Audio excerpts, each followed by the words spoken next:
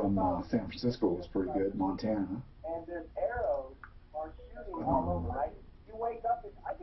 I think this Mahomes coming from Kansas City. That guy's Marco's going to be about 10 minutes late. He just texted.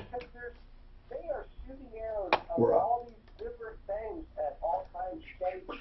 What is today, dude? Wednesday. Remember, I need to warn you. Okay, Genesis approval, which I don't have to do. And Frank Duran. Real estate, man. Oh, and Trevor Law. I gotta write these down.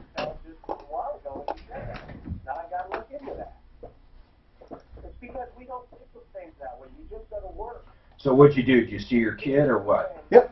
Did he come down? He came back on Friday, then he went with his girlfriend to their family visiting in South Dakota, so that's where he's at right now. I got the dog. What do you mean? I'm taking care of his dog, the husky. I should bring him in here, huh?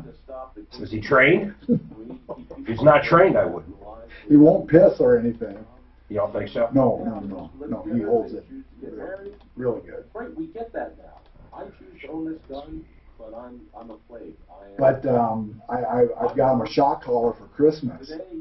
Man, does that work? Is it a barker? No. Does it do the sound first? You can do it the sound. The troubleshooter. But I tell you, he jumps over my fence, right? So it was the third time I had to use it up at the cabin. You got a little split rail though, don't you? Right, split rails like that. So, but he just like jumps over that because he went after a squirrel. I mean, pretty much any dog could jump over that. Well, Do you have fencing?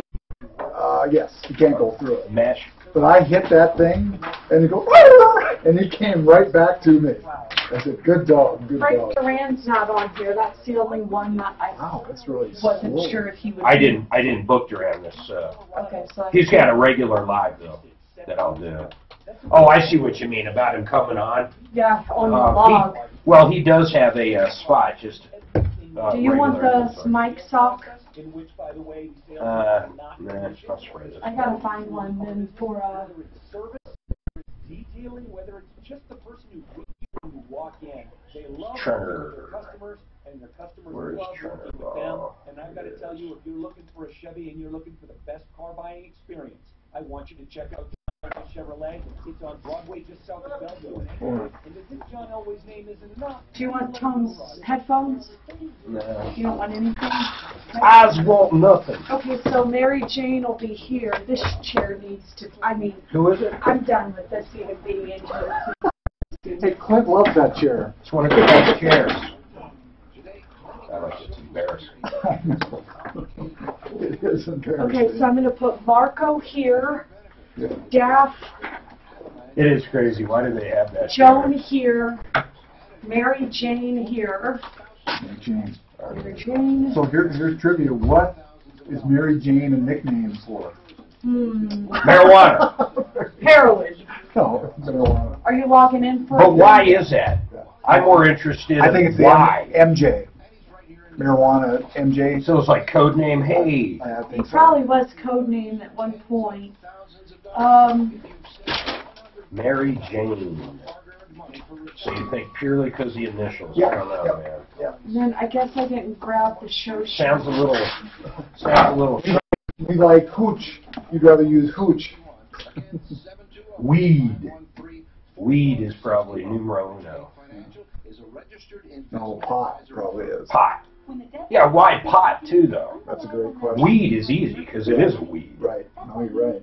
That shit grows anywhere. That's a great question. Why where it came from? Pot. Did they used to put it in a pot? That's probably it. They grew it within a pot. When's the first time you ever smoked it? Oh, I remember. Was On it military? Yep, San Clemente Beach. Were you on leave or what? No, just went on a weekend on the beach because the Camp Pendleton was right by there. Where'd you guys get it? I don't know, there's people Just right there. Well, I mean, an address, and some of my buddies and stuff had it. I never ever bought any out there. But no. I remember I was, I want to say I was a freshman in high school. Oh, really? And this dude, Mark Scolari, had a joint. And, couldn't use this. no, I don't remember, like, I don't think I got, like, I don't know. I don't remember, like, getting super high or anything, or liking it or hating it. It was like, I don't know. You know, back then it was all dirt weed, though. Yeah, you're right. This shit now, man, I can't smoke this shit. It'll put me out, Jack. I remember back then, if you got leaves, it was the good stuff. Yeah, it was all shake. Yeah.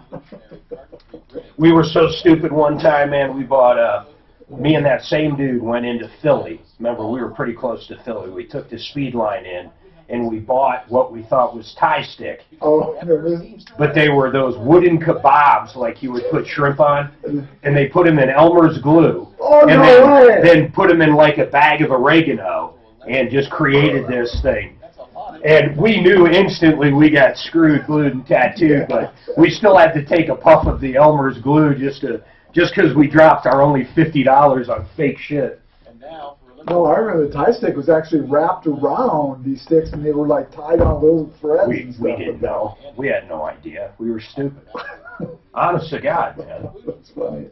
Oh, yeah, it wasn't funny that day. Me and Scolari are looking at that like, It's my allowance. it could be real, right? This is right. Isn't this how they do it? There was no internet. We couldn't look up what his Thai stick looked like. Oregano. Yeah. That's right. You could. So, that's funny. Yeah.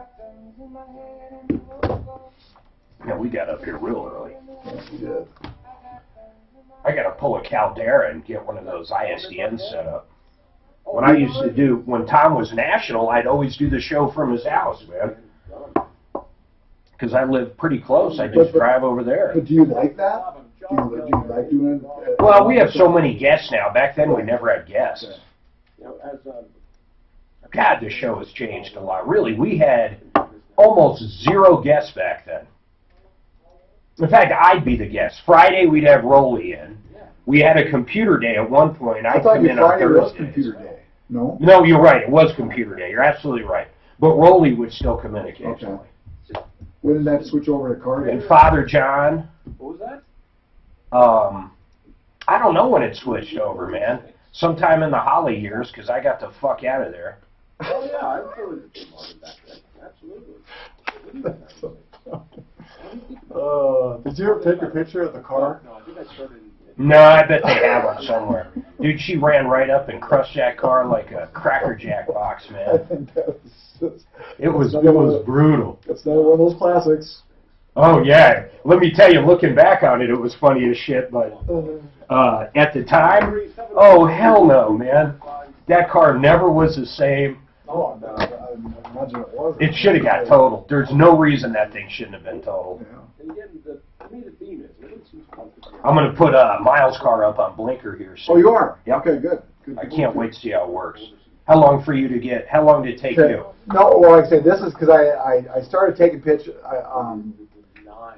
I started setting it up, and then they says, "We'll get pictures." I said, "Oh yeah, of course you got to do pictures." So then if you did it in an hour, you get it all set up. Taking the pictures, everything. No, but how long did it take to get a bite? Oh, Religious beliefs. Day? 4 days, 5 days.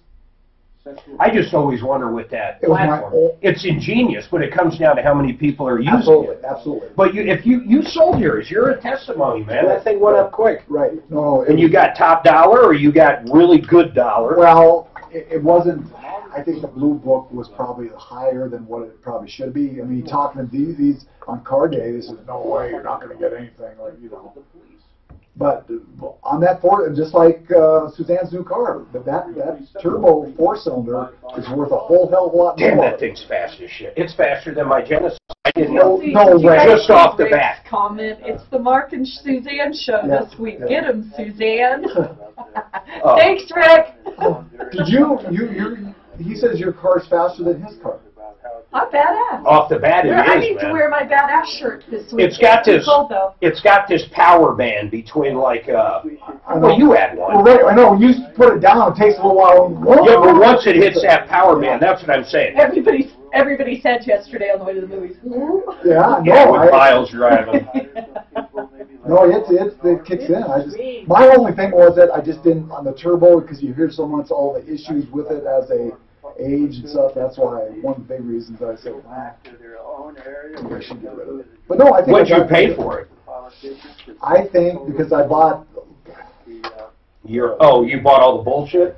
The mop and glow? You bought the mop and glow, Dad? Yeah, I bought the mop and glow on the outside, the mop and glow on the inside, and the bra. I sat down to financing when I bought this one, and the first guy, first of all, because I got 0%, they wanted me to finance the whole thing. I said, I'm not financing the whole thing. I'm putting down at least 10 or 15. So I write him a check, and I said, and before you say anything else, no mop and glow.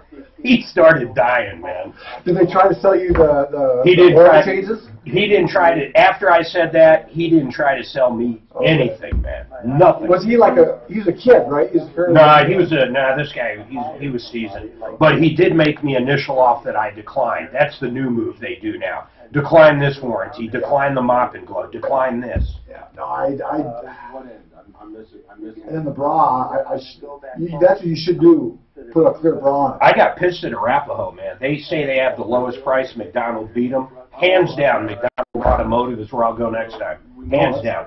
Well, I'll shop everybody again, but I mean, hands down, they beat them by $1,500. No, they got a great service department too. Well, here's what I really like. I'm so used to that freaking Arapahoe Hyundai. You realize you got to pay for coffee in that joint? You literally got to put 50 cents in one of those kind of weird machines to get black coffee.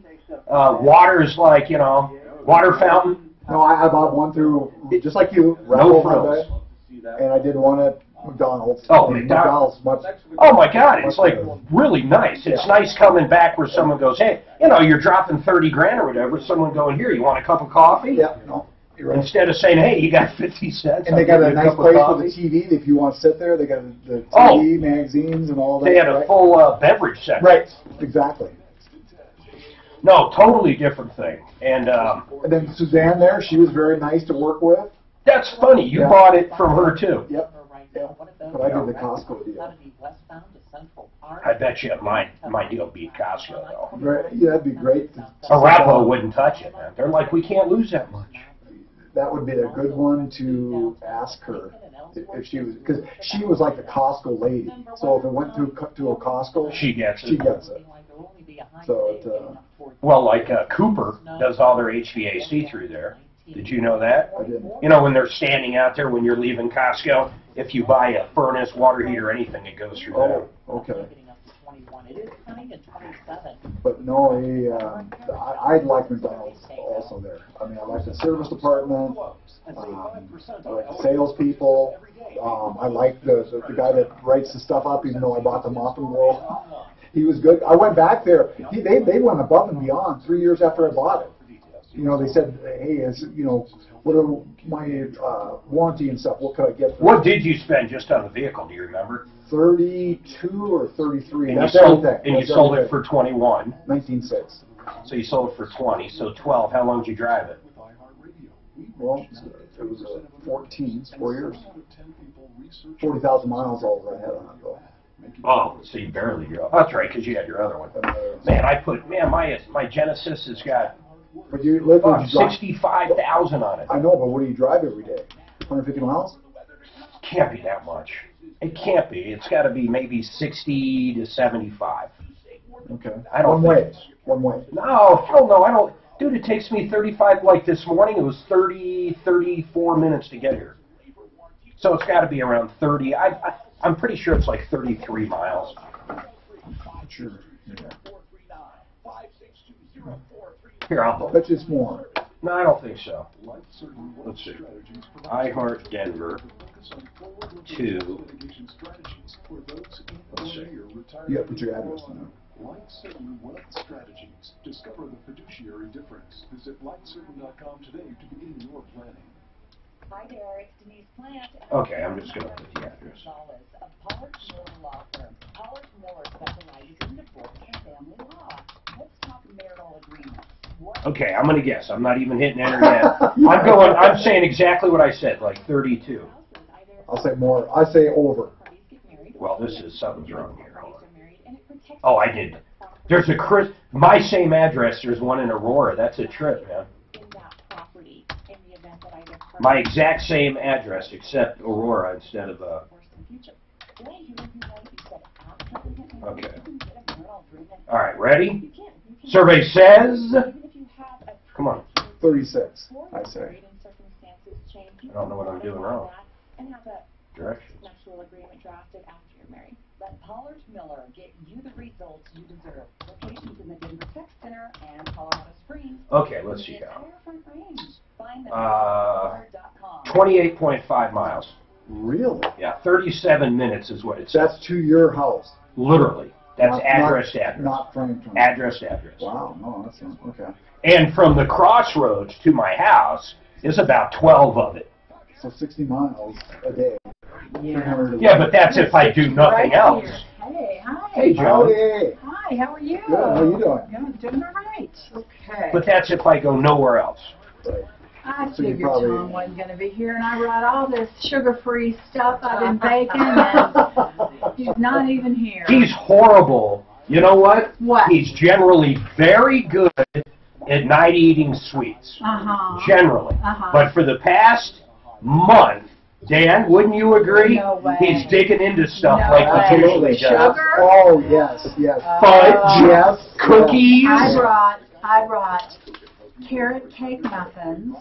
I brought walnut snowballs. We'll get them to him. I brought. Are they sugar-free, though? Sugar-free. So stevia and Let me see what the xylitol. snowballs look like. And then I used to sell brought, snowballs. I did. I sold pink snowballs and Oh, no, white these ones. are not pink. Lots So of them, then too. I brought cheesecake, no sugar in the cheesecake, no flour. He makes that. So, He'll love that stuff. and I made Reese's peanut butter cups, No sugar? no sugar. No sugar.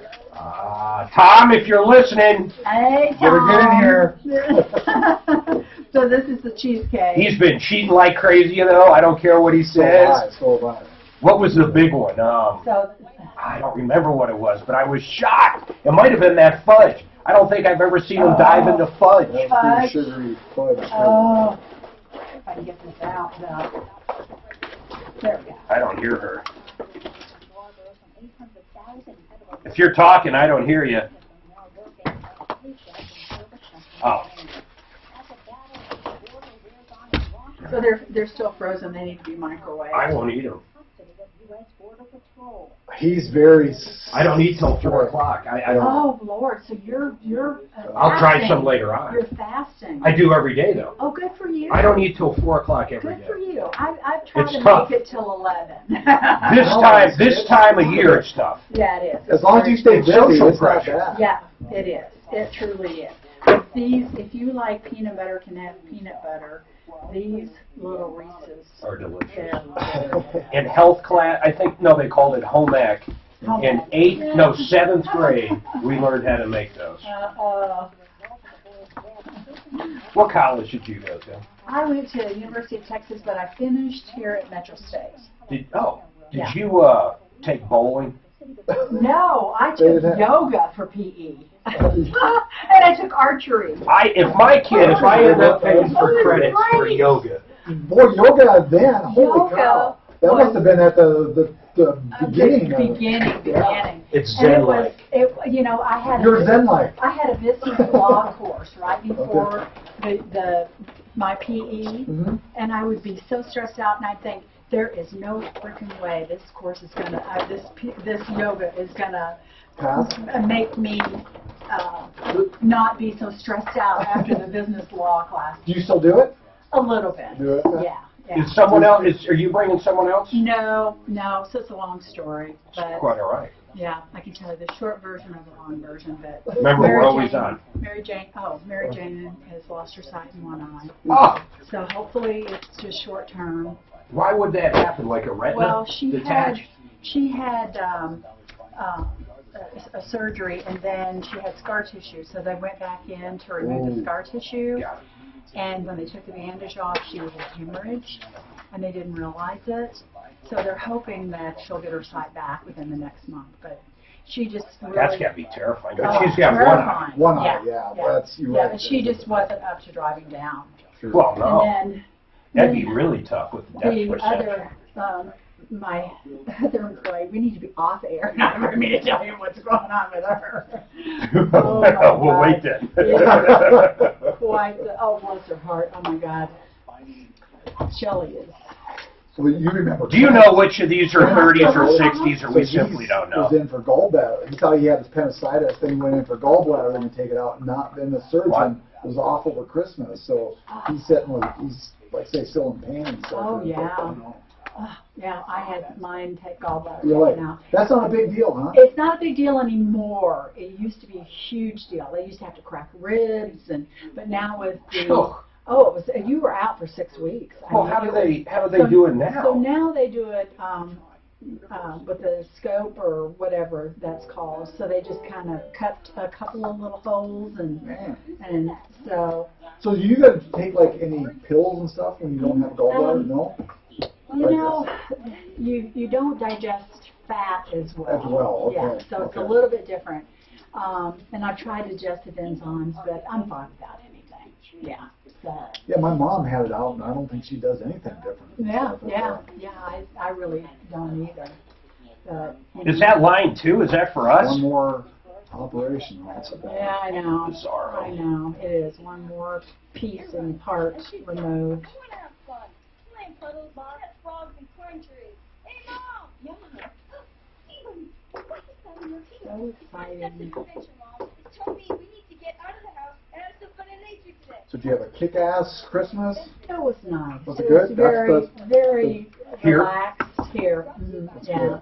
Yeah, 2 of the grandkids and George's oldest son. You've had a much better year this year. Your last year was...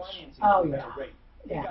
Yeah, so this year just has kind of been, deciding to back off on the sales aspect of it and let my employees have all that because the volumes are way down. They are way down. What do you attribute that? Just the government changes more than anything? It changes and people are just not qualifying because they've reduced the amount of money that's available. So now at 62, it's 42%, right around 40 to 42%. What was it 10 years ago? Oh, 2 years ago it was about 52%. So so it's a big difference. That's crazy. Yeah. It's a great product for some It people. really is. It really is. Yeah, if you need it and stuff, So, and I don't really even need mine, but I set it up. I set my line of credit up Oh, so really? that if something happens, you could just I've draw got on that money that's available. And yeah. Tom Martino, the Troubleshooter. All right, welcome to the show, the only show of its kind. You know what we do. We solve problems, we answer questions, we take your complaints. My goodness, Tommy Boy started this, listen to this, almost 40 years ago, to the tune of, and I love this part, ready? Over $200 million in cash merchandise, exchanges, refunds, services. There is no other show that has ever done anything like this show does, and that's what we do day in and day out. Yes, even the day after Christmas we do it. So it's very, very simple. If you've been taken advantage of, if you've been ripped off, maybe you just need advice, maybe you need help, we have a team of experts to help you all the time. By the way, 303-MARTINO, that number comes right through to the show right now. But when we're not on, guess what? We check those every morning, and we call you back. We can line you up. If there's certain times you don't want to wait on hold, we'll line you up. Other way to get a hold of us is live at Troubleshooter.com. Deputy Dan, how many emails would you say in an average week do we get through live? I check a ton through referral lists, but through live, you and Suzanne, is it help or live now? It's help, Mark. Right. But we still can get them at live, right? Yeah. Right. And how many a week, guys? I mean, seriously. More than we can handle Yeah, sometimes, it's, Mark. I would say 80 to 100, I'd say. 80 to 100. Yeah. And then the ones I handle And off then referral list are nonstop. Yeah, and then the voicemails, too. That's right. Every morning I hear these guys listening to the voicemails. By the way, Joan Sullivan with Approval Reverse Mortgage in studio. Joan, welcome. Good morning. How are you doing? I'm doing great. How are you? Good. How was your Christmas? It was wonderful. Yeah, did you have family in? Or? We had some family here in town that visit us, and so just a quiet Christmas. It was fabulous. Do you guys do like the same dinner? Like we always have spaghetti the night before because our kids like it. So on Christmas Eve, we always have spaghetti. Do you guys do anything like that? We used to, yeah. So my husband made the best enchiladas ever, but now he can't eat them. So you don't make them. And then we find ourselves more and more going to the movies on Christmas. Yesterday we went and saw Holmes, something like that. What was it? Oh, Holmes and Watson. It was terrible. I wouldn't say it was terrible. I like Will Ferrell, but it wasn't that good. I guess I can't say too much about it. At one point, I think I might have nodded off for a minute. It was your pick, too. That's what was crazy. Yeah, I know. I like those guys. They were in Step Brothers together, which was a great movie, so I'm not quite sure where this one went so awry. All right, 303-713-8255. We also are going to have someone join us. Joan, if you have never met this man that's coming in about 5 minutes, you're in for a treat.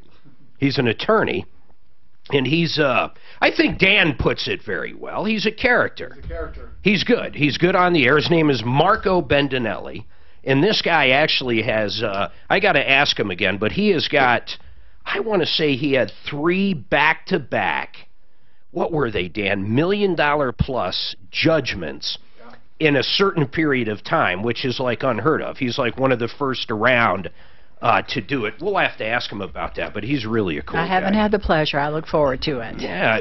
Who have you met in here before, besides, you know, the norms? Have you ever been in with attorneys? I love when attorneys No, I haven't. Yeah. Never. Yeah. How is your reverse mortgage business right now? So it's actually a little bit slow. What do you attribute that to? Oh, I attribute it to some of the government changes and, you know, but it's still a great product. Well, there's people out there that need it. If you need extra money, if you want extra money, and you simply have no other way to do it, the Social Security or your retirement isn't flipping the bill for what you want to do. It's a great tool. Yeah. And you never have to leave the house. Exactly. And as I was saying earlier, I've set up my line of credit, and that grows over time. So I haven't had to draw on it, but it's there for emergencies. It keeps getting bigger and bigger. Bigger and bigger. Yep, it does. So you asked me who I'd met in here. I've met Frank Duran. I've had the privilege of sitting in here with Frank, and Frank is really quite the man. Frank is we always talk about Frank, not just doing his commercials, but he is legit as it gets. I would like to live up to Frank.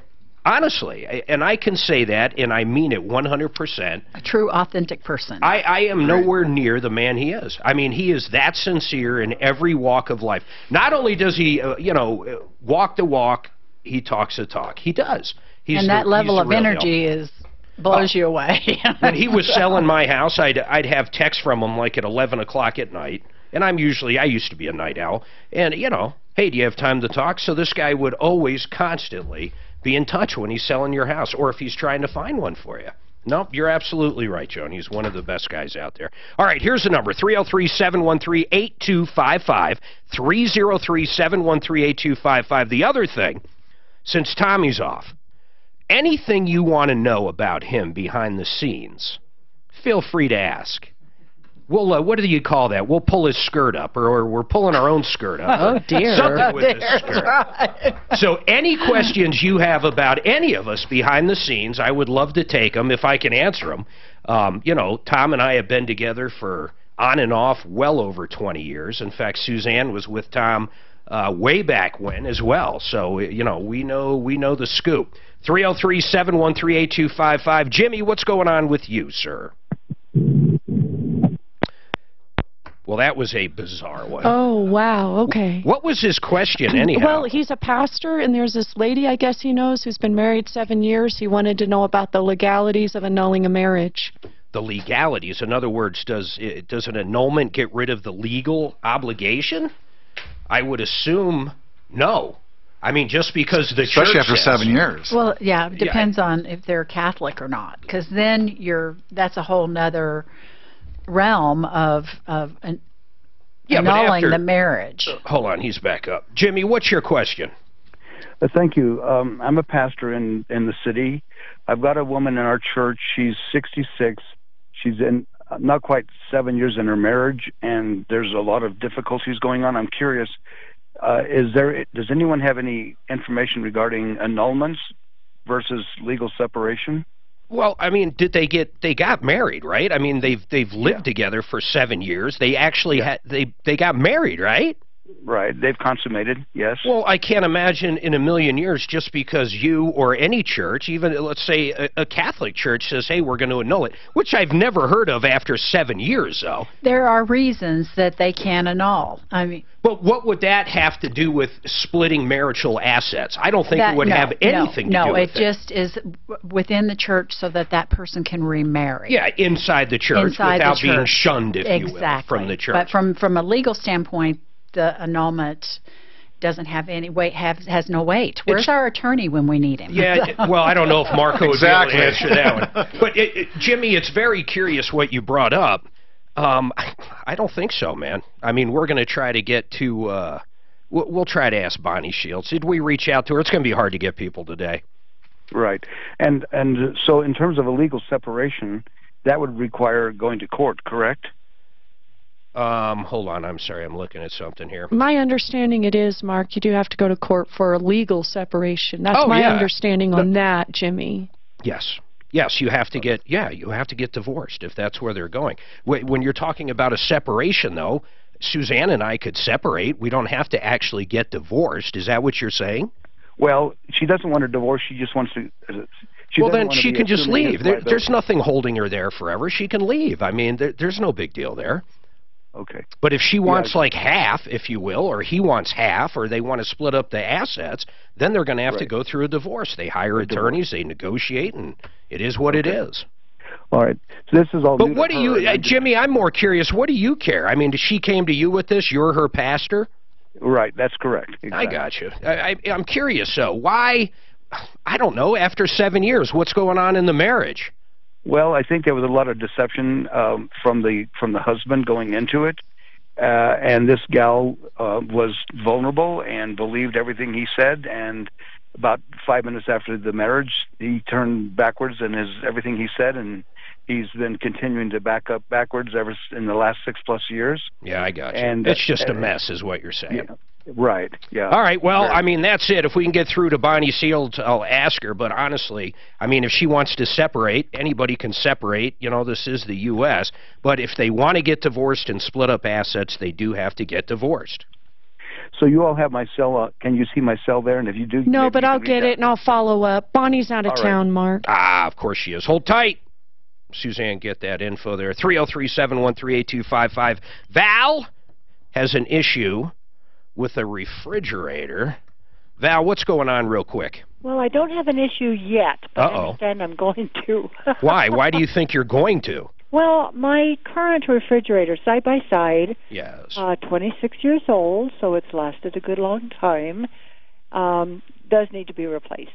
I got issues with the ice maker side, and parts are not available due to the manufacturers changing the height of the refrigerators. I now have to go with a 21.4 cubic foot side by side, which is fine, but every single refrigerator freezer in that size appears to have issues with water leaking out underneath. Well, you're saying every brand, everything? Every brand that I checked, Whirlpool, LG, Samsung. And where are you getting this information that they all have problems with water leaking? I mean, this would seem pretty simple. You hook up the ice maker water line, and if you do it properly and it was built properly, it won't leak. I guess I'm not understanding where you're getting this info. Just from reviews on the internet of the brands. Well, what happens, though, with them is with the automatic defroster, there's a tray underneath, and the water drains down into that tray. So the tray should capture all of the water that's being created from the defrosting, the condensation. Yeah. So but the Val, tray should I don't catch think it. there's much you should worry about. I mean, No, what else are you going to do? If you can't buy any brand, what are you going to not have a refrigerator? Exactly. Wrong. Yeah, no kidding. Well, I mean, I just buy the best. You know who I like? Appliance Factory Outlet. Yeah, I checked their website, and they don't have that 21.4 inch. Huh. I'm shocked. They have like every brand, everything I've ever heard of, but they don't have that. Well, at least the one here in Colorado Springs. Oh, okay. No, they've got probably 20 locations, but if you went to their website, I'm surprised. I truly am. Well, where would you buy an appliance, Joan? I got to ask you. I'd go to Costco or Sam's now or Well, we've always Factory. bought at Sears. So Oh, my God. I know. Talk about an old Now we're in dog. trouble. So our lifetime warranty that we've been paying for, I think we're in trouble with that, too. No kidding. All right, 303-713-8255. Marco Bendinelli joins us. I got to take a quick break. We do have lines open. 303-713-8255, 303-Martino. By the way, if you or someone you know got in trouble over this holiday time, either before Christmas, today, maybe coming home from a Christmas party, but if you got a DUI, you got in any trouble whatsoever, Joseph A. Lazaire is the number I want you to call. Maybe your spouse, maybe one of your kids, maybe yourself. You know, a lot of people, they end up during the holiday times drinking and driving, they get popped. You got to have a good attorney to do this. You have to. Marco, you're not a, okay, I'm going to ask you straight up.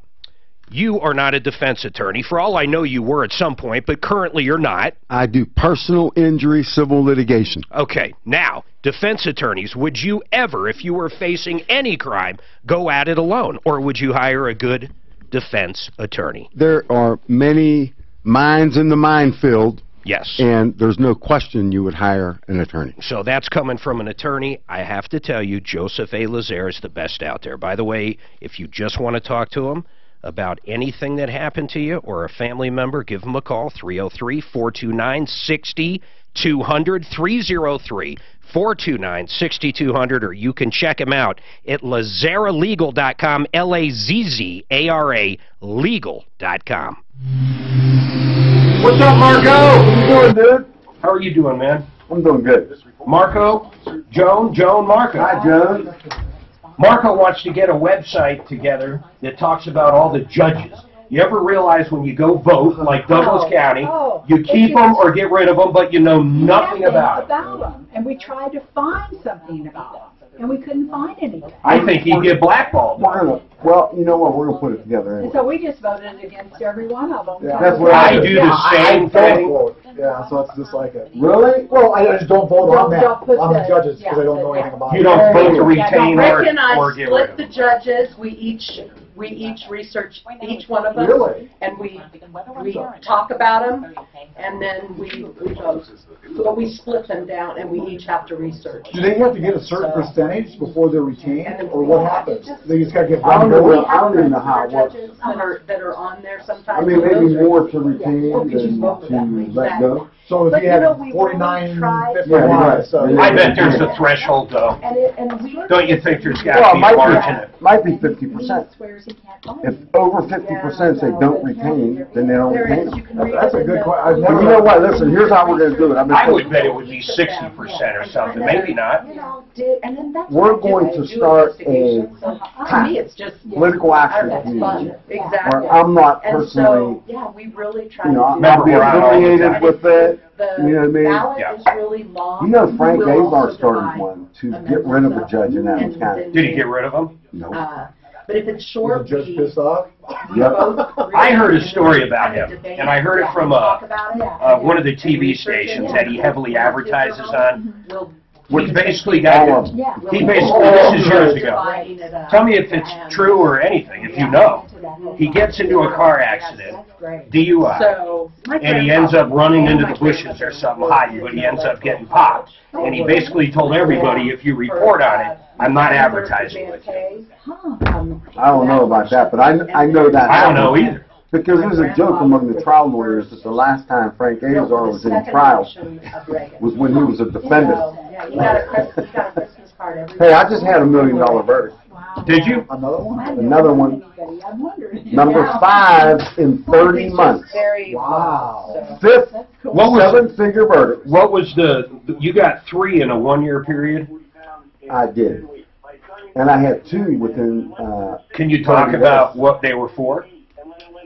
Well, I remember one of them was the ramp coming out of a truck, right? yep, we What was sued it, Budget. Ryder or you? Who was Budget. it? Oh, it was Budget. And you won that one. Won that one. Something with DIA. We Luggage. sued, not United. He had work comp with United. Delta. Yeah. We sued Delta Airlines. They got a couple more. So that was a like workman's suing comp. everything. You know what? Look, I had a few days off. I'm starting to shake. I'm like, withdrawal. I haven't sued anybody in like 5 days. I get like that. I sued a steakhouse. Did you? Made a reservation. They couldn't seat us all at the same table. I ended up leaving. It turned into a freaking nightmare. We'll see. So the question becomes, is a reservation with the restaurant a contract? In my humble opinion, it is. It's it's an oral contract. Yeah. It's enforceable. Well, maybe. The reservation Maybe. a month and a half in advance. You know what though? Basically, I'm promising to spend money. They're promising to provide a table. What's the damages? consideration? Well, the damages, the damages, there is damages. But is there a consideration for that contract? Sure. That's what I say. The promise for me to buy dinner and Right. then to provide a table. And the other thing is it's family style. So having us at 2 separate tables was... We were forced to buy an extra entree. We had to form another family. We had to get 2 orders They of were green beans. supposed to You carry know, him back and forth, and that didn't happen. Luckily, I got my Brussels sprouts, so I was happy. I got none. I dream about those. You get all the Brussels sprouts. Damn More right. damages. Right. More, that's right. Stephanie didn't even. She was like, "You like those?" I said, "Oh my God, these are the best." Restaurant is it? Harry's Steakhouse. Harry's other Brussels sprouts are great. Have you been there? Uh-huh. The sad part is, Susan, I used to love it too. This guy just could have handled it any other way. Have you I definitely went overboard suing him. Okay, there's no doubt there. But at the same time, I'm still pissed about it. Have you gone to Fleming's? All right, 303-713-8255. Marco Bendinelli joins me. Joan Sullivan in with us. 303-713-8255. Greg's got an issue with an apartment complex. I'll get there in a second. But Mr. Bendinelli, I just heard, you got another $1 million plus judgment. What was it for? Give me something. We had a motorcyclist turning left on a green arrow. Got it. Who was T-boned at 50 miles an hour. With what, a car, a truck? A car. Oh, man. Private so passenger he's car. in bad shape. He had a brain injury. He had a fractured ankle. And health-wise, how's he doing? He's doing better. He spent 25 years in the military. He was a military guy. He was 69 years old when it happened. Wonderful guy. I got to say this though: $1 million plus judgment. Where did all the insurance come from? Why did the guy driving the car have so much coverage? Was it a company vehicle? No, but he had a umbrella policy. Yeah, he did. He had an umbrella. He had $500,000 in liability coverage, and he had a $2 million umbrella. Wow. And we made an offer of significantly less than $1 million to settle the case, but they wanted to go to court. Insurance companies just fight. They don't want to pay claims. They want to collect premiums, and they don't want to pay claims. Do most of them, their attorneys are on staff, you would say generally, right? Some of them. On larger cases, they send it out to outside counsel, as they did in this case. Does outside counsel... And I won't mention the name of the firm, but they told me that I needed to accept $235,000 because they had it in the bag. That's a quote. They had this case in the bag. Where did it end up? Well, it was a little over $1 million. The interest on the verdict was higher than their offer. Oh, man. So, they owe about $300,000 in interest. Wow. Alone. Now, did you take, this was purely on contingency? Correct. That's the way we do all our cases. How about all of them? Like, I remember one with a truck. They rented a truck. They pulled that gate out, so you use the dolly to go up the ramp. Right. They pull the ramp out, and tell me if I'm not remembering correctly. Mark Major has an unbelievable memory. It's like a steel trap. So they pull the ramp out, that the lever doesn't grab, and the whole ramp comes down. Unfortunately, there was no steel trap on that ramp. There was no steel trap. So that guy was hurt pretty bad. He was. He had a brachial plexus injury. It comes, the nerves come from the cervical spine underneath the collarbone. He was hurt bad. The question Young guy, too. The question being, was that also on contingency? Yeah. How about, have you done any, I know you... We had $3 million verdict on that case. $3 million? Yeah. How much were attorneys? I've tried more cases in the state of Colorado. No, I got to brag for a minute. How much did you make on that case? Can I be humble and brag for just a moment? Yes, but I want to know how much you made in your pocket on that case. Well, the firm. 40%. The firm brought in 40% of the fee. Man. But Man, that's we're that's the why company of a millionaire. Now look. Well, listen, other trial lawyers say that too, and I say, don't you do what I do, I'll see that money when I'm dead. They tie you up in the Court of Appeals, but... Did you get paid on that one yet? We did. It took a while, though. It took People a while. think once that judgment comes in, it's done and over. That's not true. Right. You know what, though? You raised an issue about, there's a public sentiment about personal injury lawyers, that they make too much on contingency. But I don't know about that. The history is that the reason that contingency fees are allowed is because people don't have $10,000, $20,000 to come in and to retain an attorney. Well, you have the risk factor. If you don't get that judgment for whatever reason, you just spent a lot of time doing nothing. Right. Well, and spending about $100,000 in cost, to try the case. All right. Hold tight. Greg, what's going on with you, sir? Hi. It's good to talk to you. I don't know how serious this is or if it's worth your time to talk about. What do you got? I live in an apartment complex here in Denver, and I've just come back from vacation, and while I was on that vacation, I got several emails from the apartment complex talking about the fact that they're going to institute, beginning in January, a homeowners association fee. And, so I've emailed to the various people that work in the office right here at the apartment complex. Greg, does everybody rent? Well, it's a mixed place. Okay. There are homes that are owned, there are condos, there are townhomes, I think, but the area that I'm in is do the other people currently pay fees? Okay, here's what I'm asking. Do you rent from an individual or the complex? I rent from the complex, which of course actually has gone under the management of a national company, and that's where I'm wondering if this isn't coming from something like that they've road tested this somewhere else. Well, a lot of this is going to come down to your lease. I mean, if you look at your lease, they can either, charge HOA fees or not. They can't simply decide to change your lease if there's nothing in there that says that they can do that. Okay, that sounds reasonable. Now, is there anything in the lease? That's where that question's going to be. Hold on a second, though, Greg. I got to take this break before our new board op starts screaming at me again. 303-713-8255. Cam Solar. Go camsolar.com/troubleshooter. Why do I say that? Listen again. Go camsolar.com/troubleshooter. You can go there, you fill in a little bit of information, you get a free site evaluation. How much energy can your house create? See if solar's right for you. You can save a ton of money with these guys if you have the right setup. If that sun's going to hit your house, they can pull this bird's eye view. They can tell where the panels can be placed. And generally, they do this in all under a couple hours. Now, I'm not sure the day after Christmas if they're going to do that.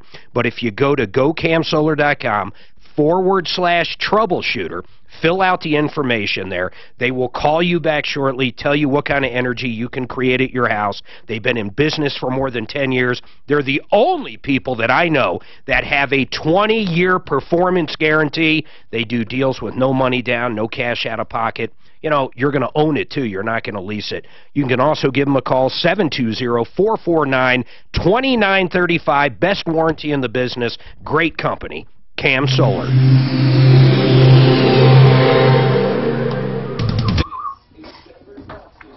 So you didn't let me brag. I'll let you brag. I'll let you brag. As long as you brag about me. I already did. Said you had an unbelievable memory. Like a steel trap. Steel Like trap. a steel trap. Oh, shut. It's like a bear in a steel trap. That's right. Did you hear about that veteran that's collected $17 million for Trump's wall?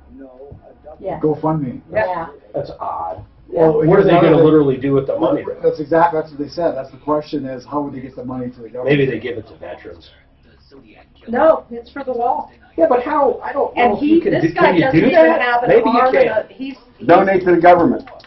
He Yeah, that's what is it is. a It's like on the disabled IRS vet. form. He is in You a wanna pay a little wheelchair. more? He's missing an arm.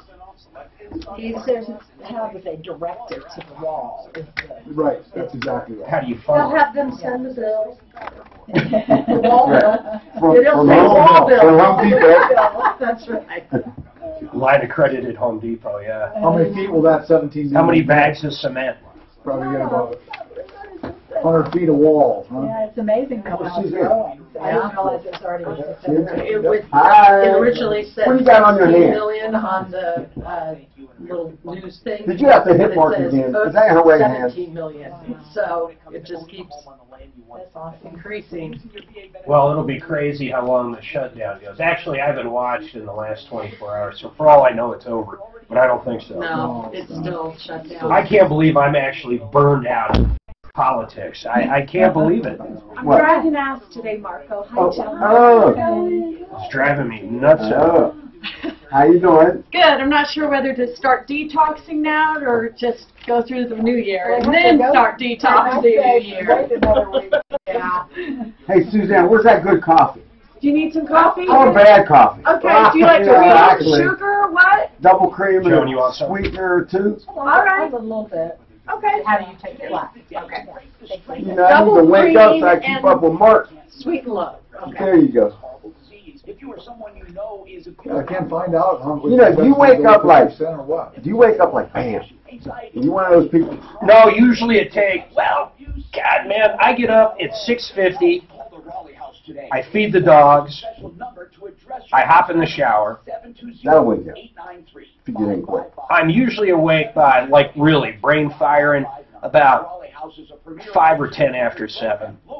But that 20 first minutes. 20 minutes sometimes, shit, I don't even remember it. I mean, if you ever, like, all of a sudden you're in your car heading to work, you're like, geez, I got up, I took a shower, I did all this, I have no recollection. Right, right. Especially after the I'm a holiday. slow starter. We went to the Gaylord on Sunday. The Gaylord? It's a new hotel. It's a huge thing out by the airport. It's ginormous. They have a 75-foot TV, second largest in the country. The only thing that it's smaller than is, what's Dallas's stadium? Whatever Dallas's stadium is. Yeah, dome.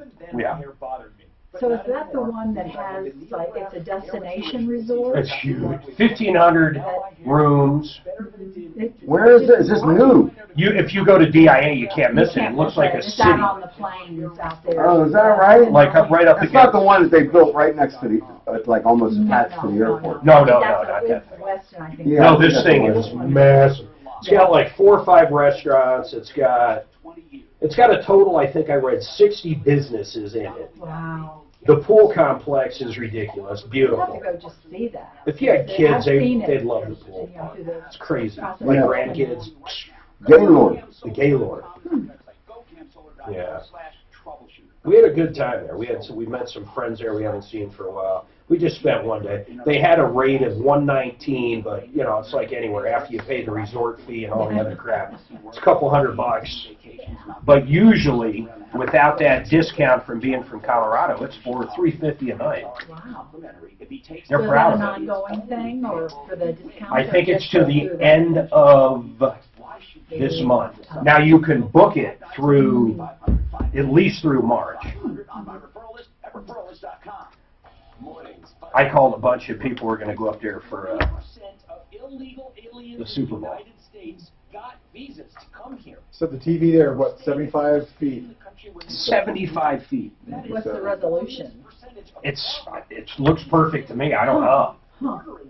But they said it's one of the largest. I don't think it's projector. I think it's actually, Like plasma or something. that's what they said, or LCD. Oh, I mean, that's massive. Yeah. So, you know, in the middle one, they have the big game going. 8 stories. And then they'll have like 2 or 4 games on the side. It's a lot of pixels. It is a lot of pixels. All right, folks, 303-713-8255. Marco was yelling at me during the break. He didn't get to brag too much. But hold on. Can you do that humbly? Of course. But hold on, let's finish up. Because I am proud of my humility. I can tell. You and me both. All right, folks, 303-713-8255. Greg gets a notice when he gets back from vacation or back from somewhere. His apartment complex wants to charge HOA fees. And, Greg, it is pretty simple. In your lease, it's either going to say yes or no. If you want to send a copy of your lease over, we can have one of our attorneys look at it. Okay, well, I might go to that length. As I said, though, things have gotten strange at this apartment complex since it's gone under a larger national management company. And I'm just suspicious that they haven't already road tested this somewhere else, and somehow they've got the thin edge of the blade is in the crack, and they can open me up and make me pay a But Greg, HOA. They can if it's not in the lease. You can't say they can't start making you paying for parking, for example, if it's not in the lease. That they can change that. Okay, Marco, well, I appreciate it. No, I agree. I mean, regardless of whether they tried this somewhere else or some different state, some different location, if it's not in the lease, it'd be like an insurance company. It's not relevant. Selling me a policy, and then after I buy the policy, saying, "Well, we decided we're not going to cover." Right, this. we're going to add a provision, or we're going to, we didn't really mean this one. You have to. It comes down to the contract. Yeah. Well, there's something up, because normally when I try to communicate with the management, with the front office at the apartment complex, they get back to me immediately. What's the name of the complex, Greg? Well, should I say that? I don't think Why I not? should say. Why? Who cares? Well, it's just you I don't and know. me. I like my life simple and quiet. You think you really think they'd give you crap if you just had an issue with starting to pay an HOA fee? Let's say it is in the lease. Let's say they can start doing a special assessment to renters or whatever they want to call it. I mean, why can't you complain about it? What's the issue with that? Why would that? Yeah, I guess I don't understand why you don't want to say who it is. I just wanted to look up the ownership of it. Well, here, let's do it off air with Suzanne. Give it to her, and I'll look it up off air. Okay? Okay. All right, hold tight. Suzanne, just grab that, and then we're done talking to Greg. But I'd like to see what the complex is, and also have them send the lease. Let's look at it. Generally speaking, do you think an apartment complex can start charging? See, he says HOA. That's homeowners. Right. He's not a homeowner. Yeah. That's why I asked him, is he renting from an individual or someone else? It doesn't make sense. And if it's a big complex, it can't be like a renting someone's condo. So unless there's some, like you talked about, special assessment clause something or something in there, like if there's a big hailstorm, everybody's got to cough some, almost like a timeshare. Right, and you know what, though? Even if there is something like that might be vague or somewhat ambiguous, and then they start, giving the tenants this additional charge, I mean, it would have to be reasonable, something that could have been anticipated at the formation of the contract. If it's significant money, I think it might be, it's called void ab initio, against public policy, that type of thing. What is the biggest mistake, talking about personal injury, what is the biggest mistake someone makes if they're in an accident caused by somebody else?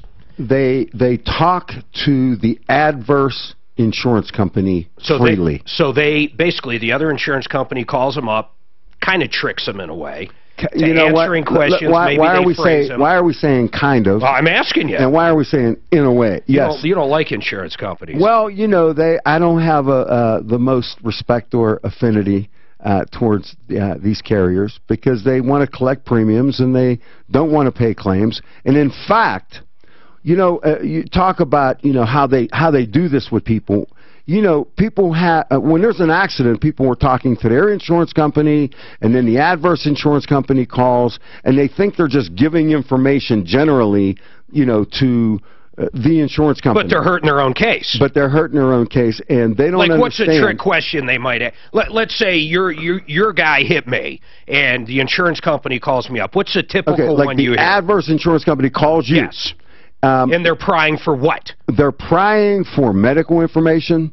They're prying for your Social Security number. Why medical information? Because I thought everything came down to you take your victims as you find them, or the eggshell theory. Well, that's true. But what they'll do is, you know, early on, the adverse insurance company only has one goal, supposedly, which is to determine liability. Are they going to fix your car? Okay, yeah. Because that's under a property damage portion of the at-fault driver's policy, right? Well, anything for injuries is paid under a different portion of the policy. It's called the bodily injury coverage. Yeah.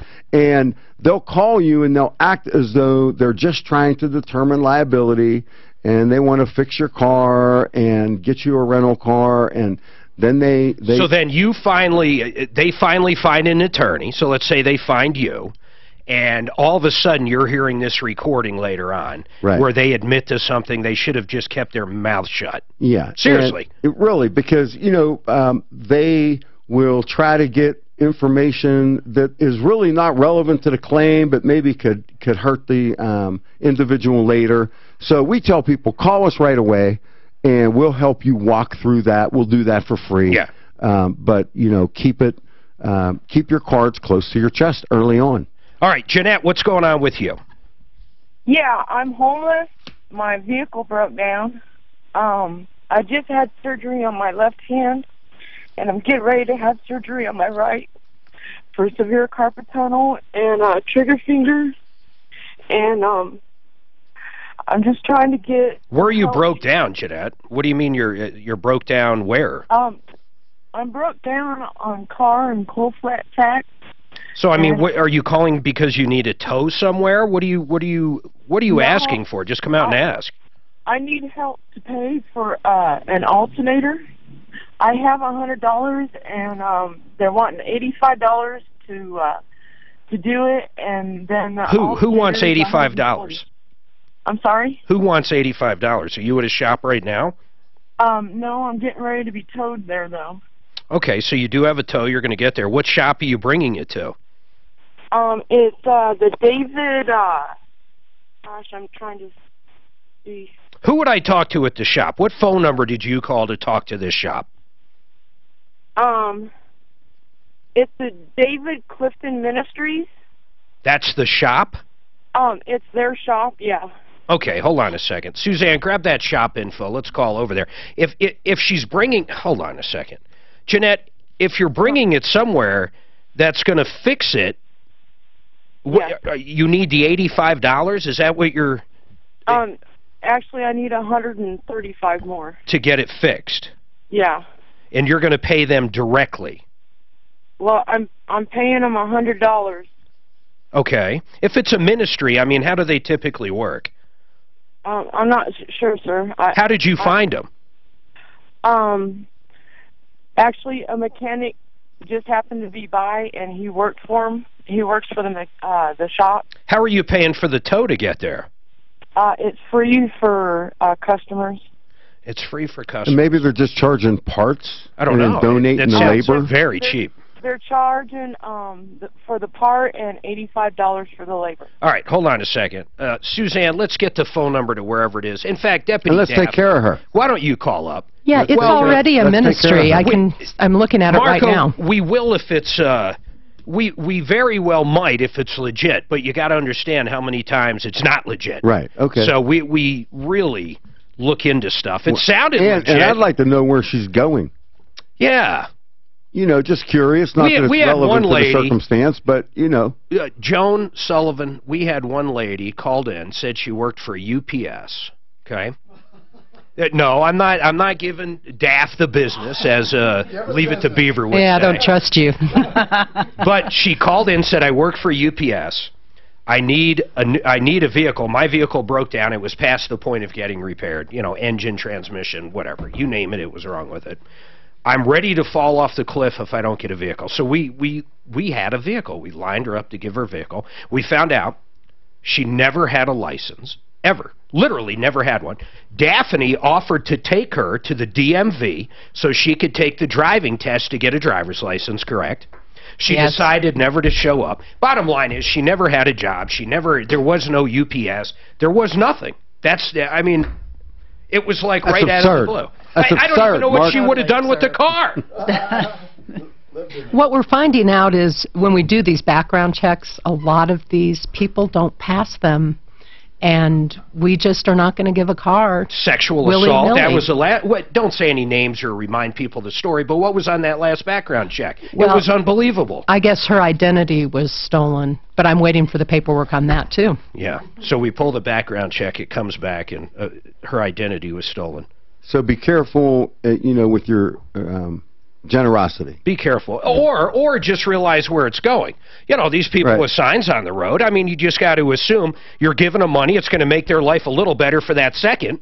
I mean, what they do with it, who cares? And then you heard about that woman who gave money, and then somebody was behind and jumped in the car and attacked her.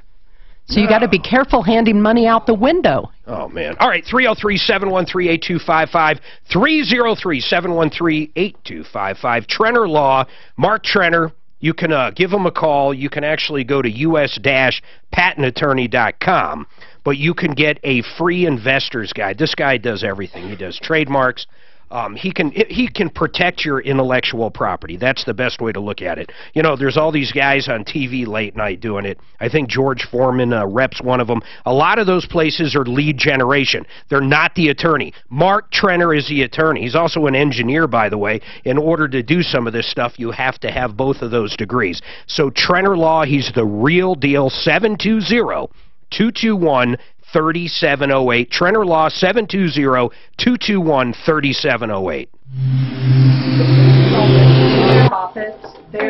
Yeah, it's already. She said there's no phone number for Godspeed, the auto shop. She said it's affiliated with these folks. Yeah. And so if you'll call and see what's going on, how they know. Yeah. Mark, what do you want? There's not going to be. I mean, there's no way we're going to be able to knock it down. They're already a nonprofit, and they're charging her like nothing to get it done. Well, it's not a point. I want to make sure the cars go in there. How does she know it's the alternator? Find out it's legit. Find out how do they know if it's the alternator. And who would we pay? Who would we give a credit card to? Who is actually charging a credit card? So I have Dave Clifton Ministries. It's not going to. I see 2 one-star reviews. And what do they say? I have 4.1. Who gives a one-star review to a church? Yeah. Visit staff members. Why are they a religious organization or even allowed to be a nonprofit? Food once a week. Okay, those are people that just don't like Jesus. So I don't know. Great place, great people. The vegetables and fruit were spoiled. Oops. Oops. That's a 5-star. I love that they treat their patrons and can't wait to visit again. So I'm giving them a 5-star just on that? Just on the just even it out a little bit. That's right. Okay, yeah. Call them up, though. Actually fix cars. Who would we pay? Yep. Yeah, but there's only like 2 people who rated them. That's what I see. I don't know where. Did they look like homeless people? But here's one on Facebook that gave them a 5-star. On their Facebook? No. But the 2 that left a review, did they look like they were people in need leaving a review? Well, I can't see. I mean, it's like who actually. I don't mean looks like literally, but by reading it. Let me read it. Was it Dan? Did Dan leave him a bad review? So, well, he does operate a food bank and gives some of the dollars he collects from donations. Clifton is basically a charlatan and a con man. He says he will do something, and he never follows through unless he thinks he has Jesus' bait on the line. His word means nothing. So I wonder if maybe he's going to fleece her out of $85 here. I doubt it. From San Francisco. What are you doing on here? My gut's not triggering. I don't know what to think of this now that you guys are reading those reviews. You set up a ministry to take $85 from somebody? Hell no. No. No, but maybe you set up a food bank. Yeah, but a food bank. Yeah, what do you do? You can't pay bank. your mortgage with food. I mean. Yeah. They go to Trader Joe's every Sunday night. I think Walmart, King's, don't they all do that? I don't know. No, Walmart won't do it because of the liability. Right, I can see that. Yeah. Like the Trader like Joe's. the food is bad. Yeah. Yeah, I'm right on the cusp of being. So let's see. But you know, there's a lot of work involved with a food bank. Oh yeah. Oh my gosh. It's a lot of work. We go down on Thanksgiving and help that guy out, and it's ridiculous. He's totally Pastor Lauren. I mean, he's got more food than I never seen. And he's anything legit, like right? Totally legit. I mean, you know, we he literally got food deliver the and, meals. and works their tail off for nothing. His wife's work in the kitchen. I mean, they try to employ the people. Oh, it's crazy. I mean, he is about as legit as Absolutely. he can't get more legit. Oh, he's a good guy. I think all these people should get together and say, how do you help homeless people? We get so many calls lately about them. But how do you help them? I mean, You do that. You do like the Thanksgiving thing. What's that? You do the Thanksgiving thing where you go out and... Yeah, Suzanne will work. They always put, it's kind of old school in this way. They'll always put the women to work in the kitchen, making the meals, boxing them, and then we'll be driving them around, delivering them downtown Denver to homeless people. I always go, you guys ever seen that sign, Jesus Saves? I always go there. There'll be, by the time we open up, there'll be 30 people in line. But we make the kids go, too. Give them appreciation. But it is kind of old school in that way because the women are always preparing the food, and then the men are delivering it. What did you do then? I transgendered. Didn't.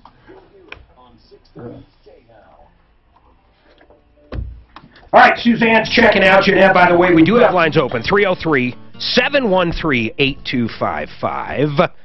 That is the telephone number. Joan Sullivan, I've got to ask you again, you know, it's not the craziest, funnest topic in the world, but reverse mortgages. Honest to goodness, who is it made for? So how old do you have to be, 66? 62. 62. So, yeah, so we've got some new proprietary products that have come out.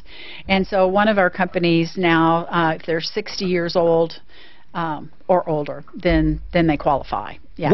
So what happens, like, if the husband, I'll just use that, is 70 and his wife is 56? Does she get to stay in the house forever, too, if he dies first? So we'd still be able to do it, but she would be considered a non-borrowing spouse. And so, you know, if something were to happen to the husband, then the wife would be able to stay in the house. And in a way, you know, I've been specializing in this for the last 14 years, and it's a ministry in itself. Yeah. You know, to see the things that the reverse mortgage can do and help people. What's the biggest story? To stay. Okay, here's my problem with reverse mortgages, okay? I think most people that sell them, I've known you forever, I'm not throwing you into this, but I've seen Henry Winkler selling them on like every channel. Everybody, the guy from Heart to Heart sells them, whatever his name was.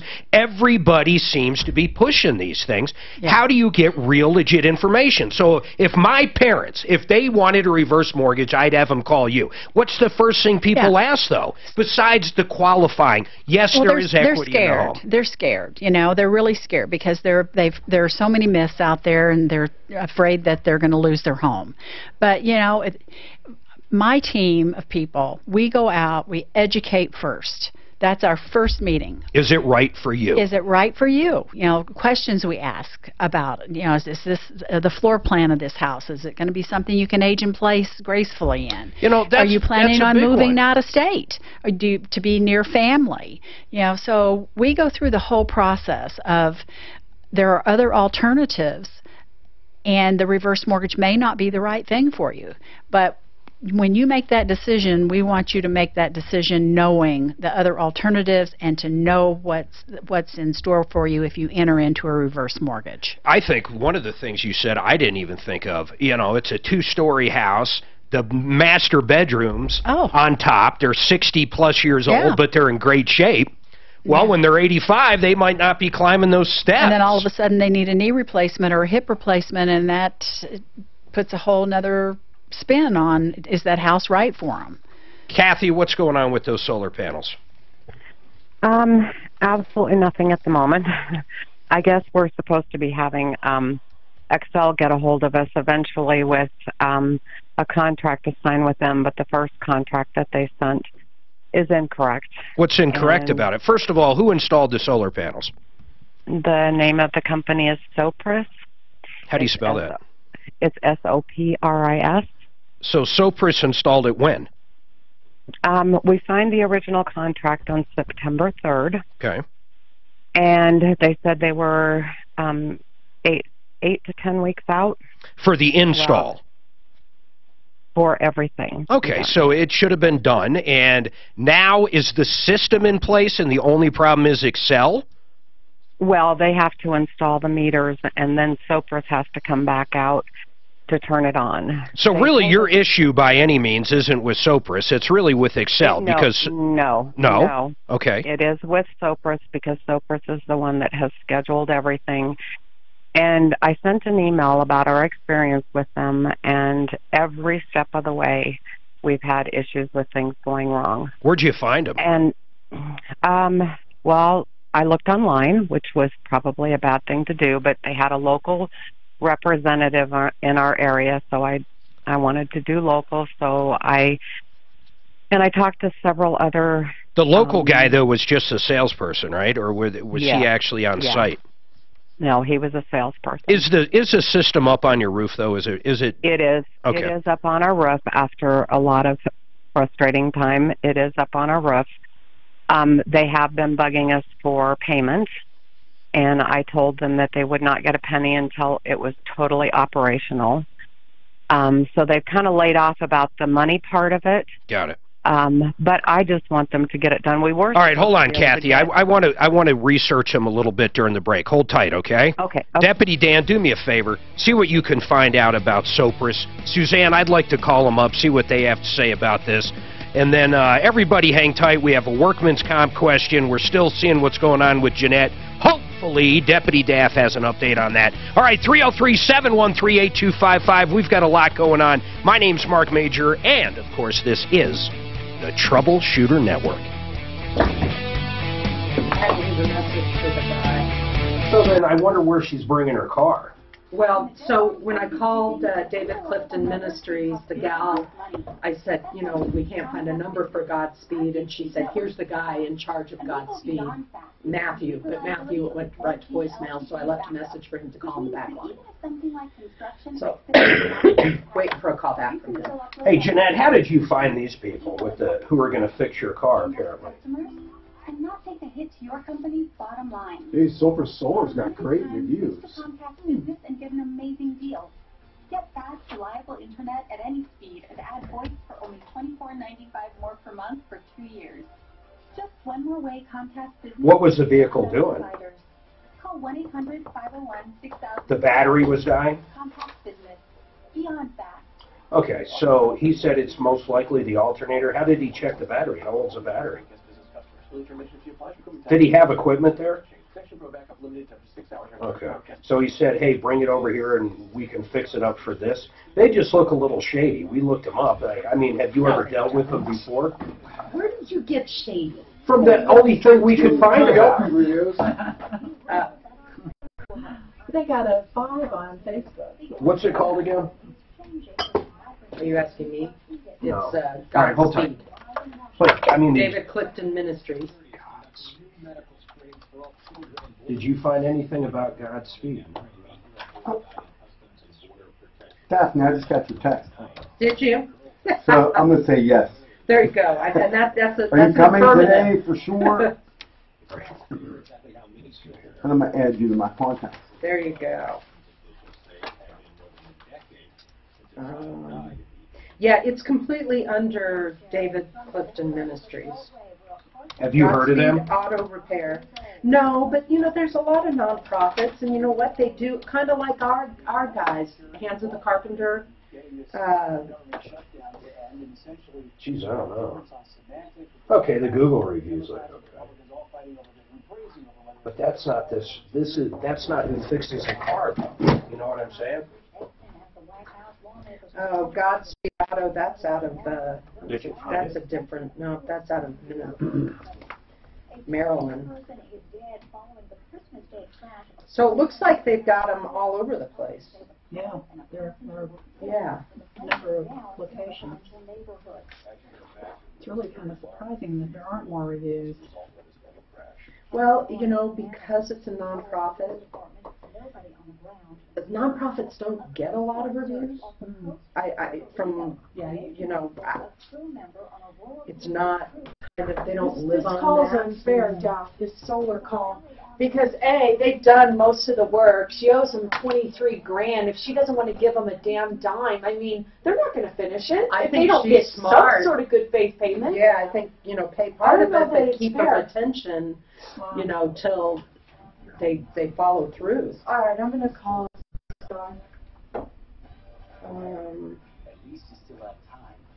Florida, I even put in Colorado, and I'm not getting it. Stop by your local Ford dealer today, where you'll find our best offers of the season on Ford cars, trucks, and SUVs. So, see you sometime between January 7th. Sometimes people just use it, you know, having the word God in there. But, for the Yelp reviews, you're saying? Yeah, I'm not finding anything for Denver because it's completely under. The nonprofit is David Clifton Ministries. This is just something they do On the side under that to help people out. And the ones I had was the food bank. They were talking about the food bank. Yeah, but you know what? People will complain, you know, because sometimes food banks don't get a lot of good stuff. I mean, people give the leftover stuff to food banks. God, it's really eerie how empty the building is. I got a skeletal crew myself at the office. They say it's desolate.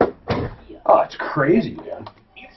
Not seeing salespeople around in this building is just unheard of. I mean, 95% of this building is sales. Check it out at PKIA.com. If you're thinking about solar power, think Cam Solar. You can get a free evaluation of your lot to see what. How do you think these timeshare, I'll just ask you on air. I'm curious, these timeshare exit team, and there's all kinds of them out there. How do you think they get them out? I think you go and deal with them. Yeah, just wheel and deal. Because They buy, in other words, they're negotiating a price to get them out. There's no way to actually get them I out. would like to talk to a lawyer and see if there is any legalities in there and stuff. Podcast in America, based on the podcast that You should buy a timeshare and just try to get out of there after buying it. Only if I get the free breakfast. Oh, they'll give you that. They may give you a little trip somewhere. One time we got $500. and special guest. The 2019 You know Puerto Vallarta. what's crazy about You know where I'm going Friday? I don't even want to tell you. Where are you going? You can't talk about it on the air. Why? You're on the air. You going to jail Friday? Where are you going? You know, it's the 180 of jail. Cozumel. You could go to I jail am in not Cozumel. going to Mexico. You could go to jail in Cozumel. Well, that's true. That'd be the worst jail. Bring your own food. Anyway, 11 days. 11 glorious days. I'm throwing my watch away. I'm going to eat when I'm hungry. I'm going to sleep when I'm tired. Well, you. So where is her vehicle at, Daff? Right. Anyway, Oh, I'm not sure. Let me I was ask born Just in ask, town. where would we, Yeah, you work so hard. who would we pay? How would it get there? But I can't Don't get a tell hold me of just lay on the anybody. beach. The gal at Clifton Well, Ministries, she said That to nobody's me is in as because boring it's the as boring holidays. could be. So then who's going to fix her car today? I don't know. Let me Wait, ask I just cracked Atlas Shrugged last night. You ever hear Oh, it? yeah. It's this thing. Oh, yeah. It's like War and Peace. What is it? Atlas Shrugged. What's it about? Ayn Rand. Yeah. Yeah. So, Go ahead. no, you go ahead. No, It's you been might. a long time since I've read it. Well, go ahead, because I don't know anything about it. What'd you find out on that solar company? I got to give them a call. You still didn't let me brag. No, they got good reviews. They got great reviews. It's like ridiculous. You started 4 times. We want to brag about it, and then you. Imagine. Welcome to the show, the only show of its kind. We're here to solve problems, answer your questions, take your complaints, make your life just a little bit better. This building is eerie today. It's so empty. Marco, is your office open? Marco Bendinelli. You know what? I hear that back at the office, we have a skeleton crew. What is a skeleton crew? That means just skeletal. Like 4 people? Like most of the people were gone enjoying Christmas. How many people are in your office, typical? How many 30, attorneys? 31. 31. So you're not quite a boutique, but you're not a mill. We don't sell clothes. You're not a boutique, but you're not a mill. Where would you put yourself? You know, What's a mill? Frank Azar, can we say that's a mill? Oh my goodness. Am I allowed to say that on the air? Well, I just said it. I mean, is that okay, well, how many attorneys do you think work there? I'm not going to assign a name to the word mill. But a mill typically... Why is that bad? It's a different business model. It's not necessarily bad, though. Well, Go ahead. That's a matter of opinion. Okay, again, I'm not assigning any names, but typically a mill does a huge volume. Yep. And they're not trial lawyers. Okay? They settle cases for... Whatever. Okay. And, you know, push comes to shove, they will... get shoved. All right, I told you. So what you asked me what we are? Yes. We try to do a little bit of volume, but we're real trial lawyers. Yeah, I know you are. We represent clients, and we don't sell them down the river. Okay? How many $1 million judgments? In the last 30 months, jury trials, mind you, and this is what mills do not do. Is the trial. Is we you go guys to actually trial. litigate. We litigate, we talk to juries, and we try cases. And I've had 5 7-figure verdicts, no, I think maybe 6, in the last 30 months, where insurance carriers are trying to bully us, bully our clients, and, you know, we push back and we go to trial. And, you know, we don't always win, you know, $1 million verdicts, but I believe my firm has more 7-figure verdicts in the last 30 months than any firm you in the brag state. A lot. Well, I'm trying to be humble, but you're asking questions. Anyway, I'm just telling you we have more 7-figure verdicts in the last 30 months than any other Colorado personal injury law firm in the state. And I personally tried more cases in 2018. Me personally. Do you like litigating? Can I finish my sentence? That was a comma, not a period. Go ahead. Okay, thank you. I personally tried more cases in 2018 than any other personal injury lawyer in the state. That's incredible. And you know what? It's like an infomercial. I'm not a young man, but I still have gas in the tank. How old are you? And I'm 60. Okay. I'm 60. Yeah, you know, I'm 85. I look really good, don't I? You're in good shape. I am in pretty good shape. Right. But anyway, so there I'm done bragging. Okay? Okay, well, it's fine. And I have to say one thing. Can I interject something else? Yeah, of course. Okay, we had our Christmas party. Yes. At Live at Jack's. Have you ever heard of that? I've never heard of it. It used to be called Jazz at Jack's. It's down on the 16th Street Mall in the Denver Pavilions. So it's a restaurant or is it more like a nightclub? It's more, they have live music 6 nights a week. It's unbelievable. And the owner down there, her name's Sandra. Yeah. And I'm telling you, they run a first-class operation, and Sandra is a first-class person, and she took really good care of us. And it's a really small venue, and it is unbelievable. How much did you spend? I'm curious. We spent about $5,000 or $6,000 with 30 for the plus. night. Yeah, we had a band play for us. They did a set for us, so that it was a lot of fun. It was the first time we did that. You done bragging and giving kudos. I'm giving kudos to Sandra because she took care of us and she's wonderful. Well, okay. And you know what else? What are you getting? What are you getting in return? Unlike our troubleshooter dinner. I'm not. Anyways, you're lovely. You just spoke into my ear. Yes. But what I'll say is that. What would you do if you showed up there and they didn't have a table for you? Oh, that couldn't happen. That would be an impossibility. First of all, what kind of place would you reserve, make reservations, say 2 months, and then you show up and they can't accommodate I'm just curious, do you think a reservation is a contract? Well, of course it is. It's an oral contract, it's binding, and it's enforceable. That's curious. Tom doesn't think so. Tom doesn't think so. Well, Tom, Tom, listen, we can talk about Tom. He's not here today.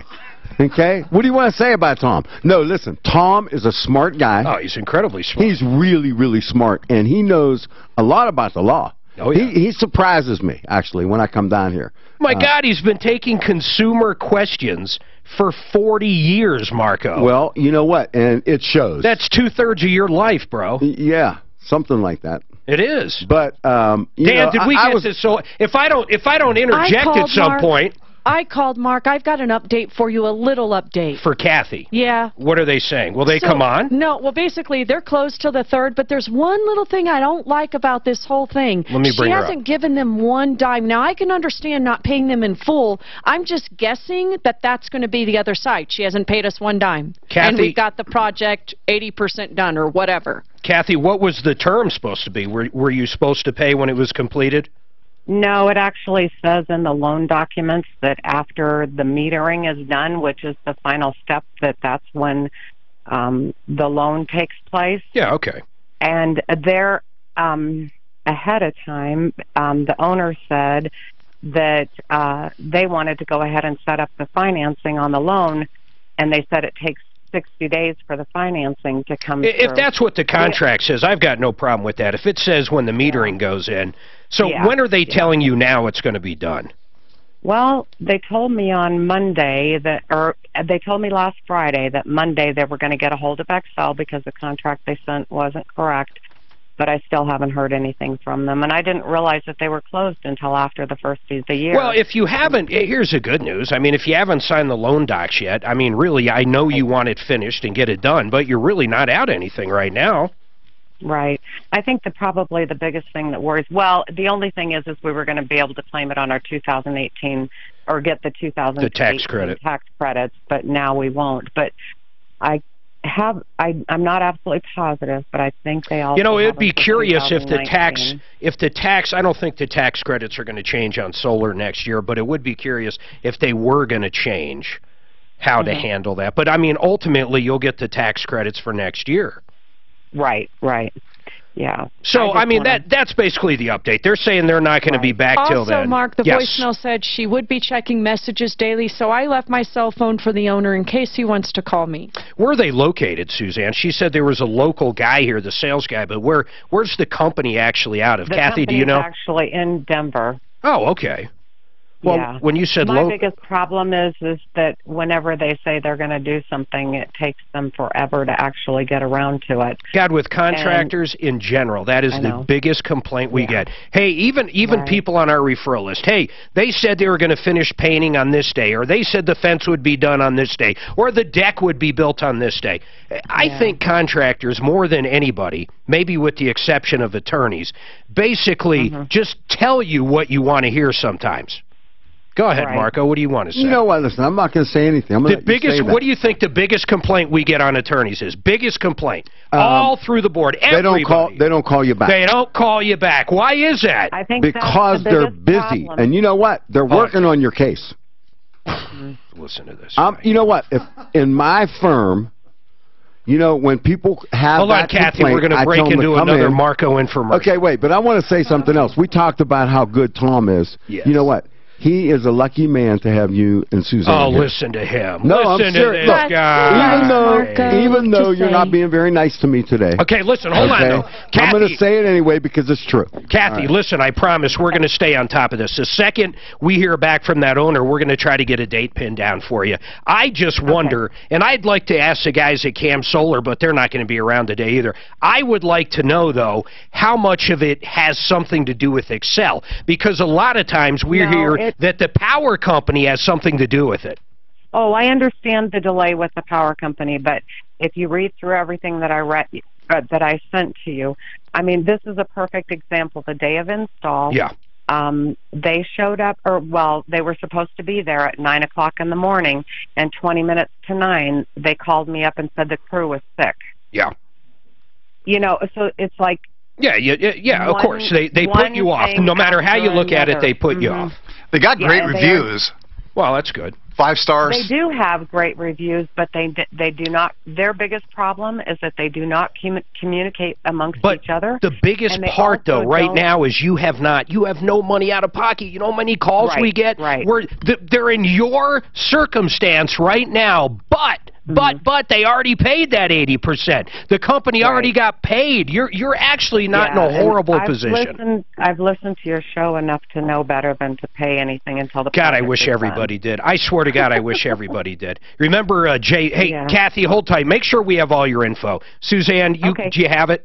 Yeah, I'm going to get it. All right, hold tight. In Maryland, I promise after the break I'll get to you. 303-713-8255, 303-713-8255. You know, they made me think contractors. Dan, I want to know who you think, coming after the break, worst contractor 2018 that we heard about on the show. Then I want to hear worst of the worst. I want to hear your opinion, Suzanne, Daphne, everybody, the worst of the worst. Yeah, and for the people that had bad experiences in 2018 that haven't called in yet, once you pick the winner, maybe they can chime in and try to beat, try to trump the worst. Man, it's like the biggest ripoff in the state. I can't even imagine. Don Eiley. Don Eiley took $12 million. 303-713-8255. Aurora Orthodontics and TMJ. Dr. Kent Lawson, this guy is magnificent. He's a good man. He's a great dentist. He's a great cosmetic surgeon. Tom's kids go to this guy, and instead of having braces, they'll most likely never have braces. They're pretty young right now. They will most likely never have braces because they started treatment with Dr. Kent Lawson, and if his daughter does end up with braces, it won't be for a long time. They have free, basically, just call them up, set up an appointment, bring your kids down there, and you can see it doesn't matter their age. I think the youngest is like 7 or 8, but if he gets to them early, they'll never need braces, or a good shot they won't, and if they do need them, they're not going to need them for a long time. He's at Hamden and Chambers near 225 and Parker Road. His phone number is 303-690-0100.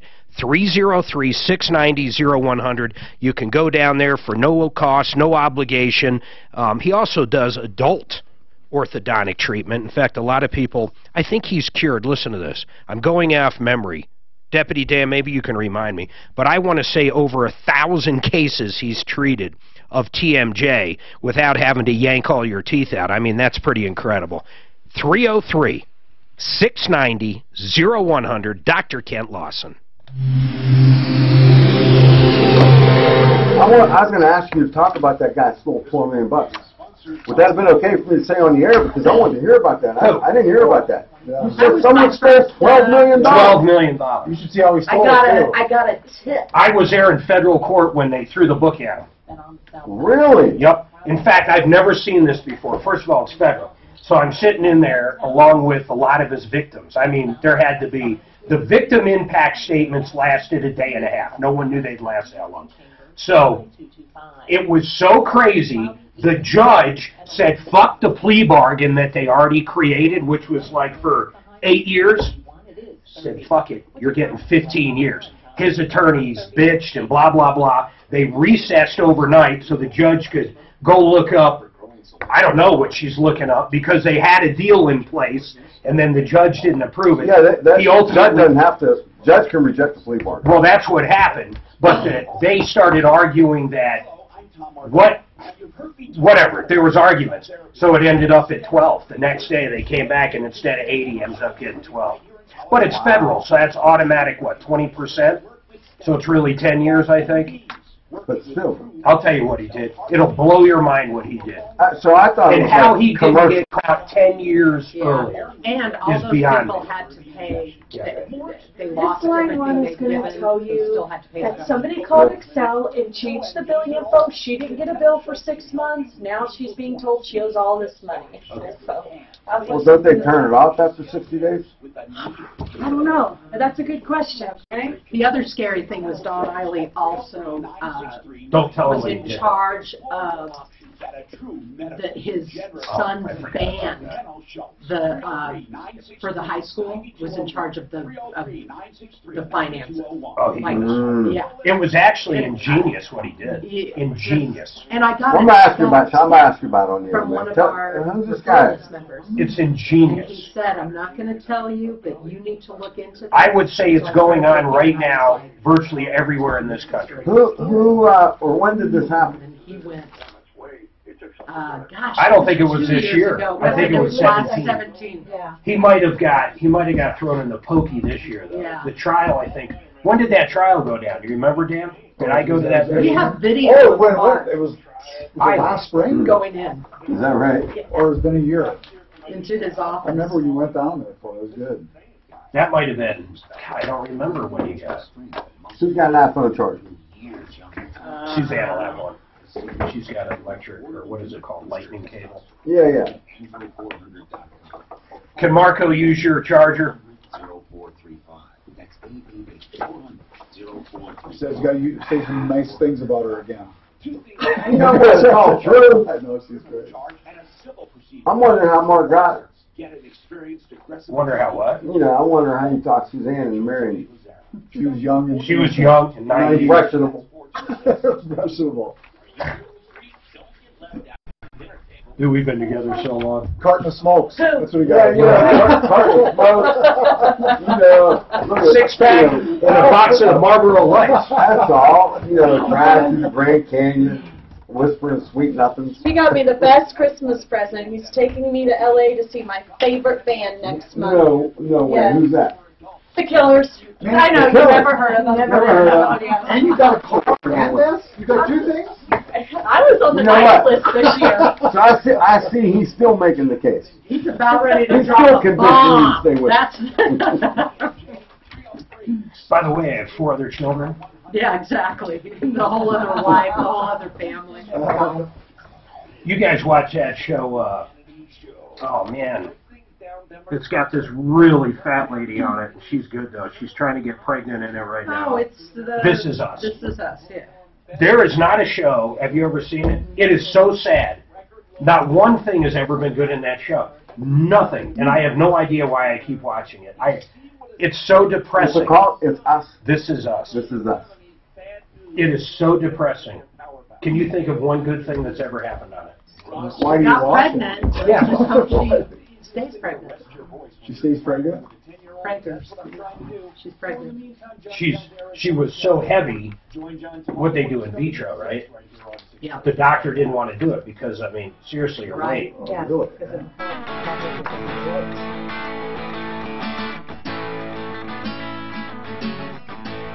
I used to think that this was my town. What a stupid thing to think. I hear you biting off a breakdown. How about a company that does this? You take a few pictures. Listen to how cool this is. Ladies, listen to this.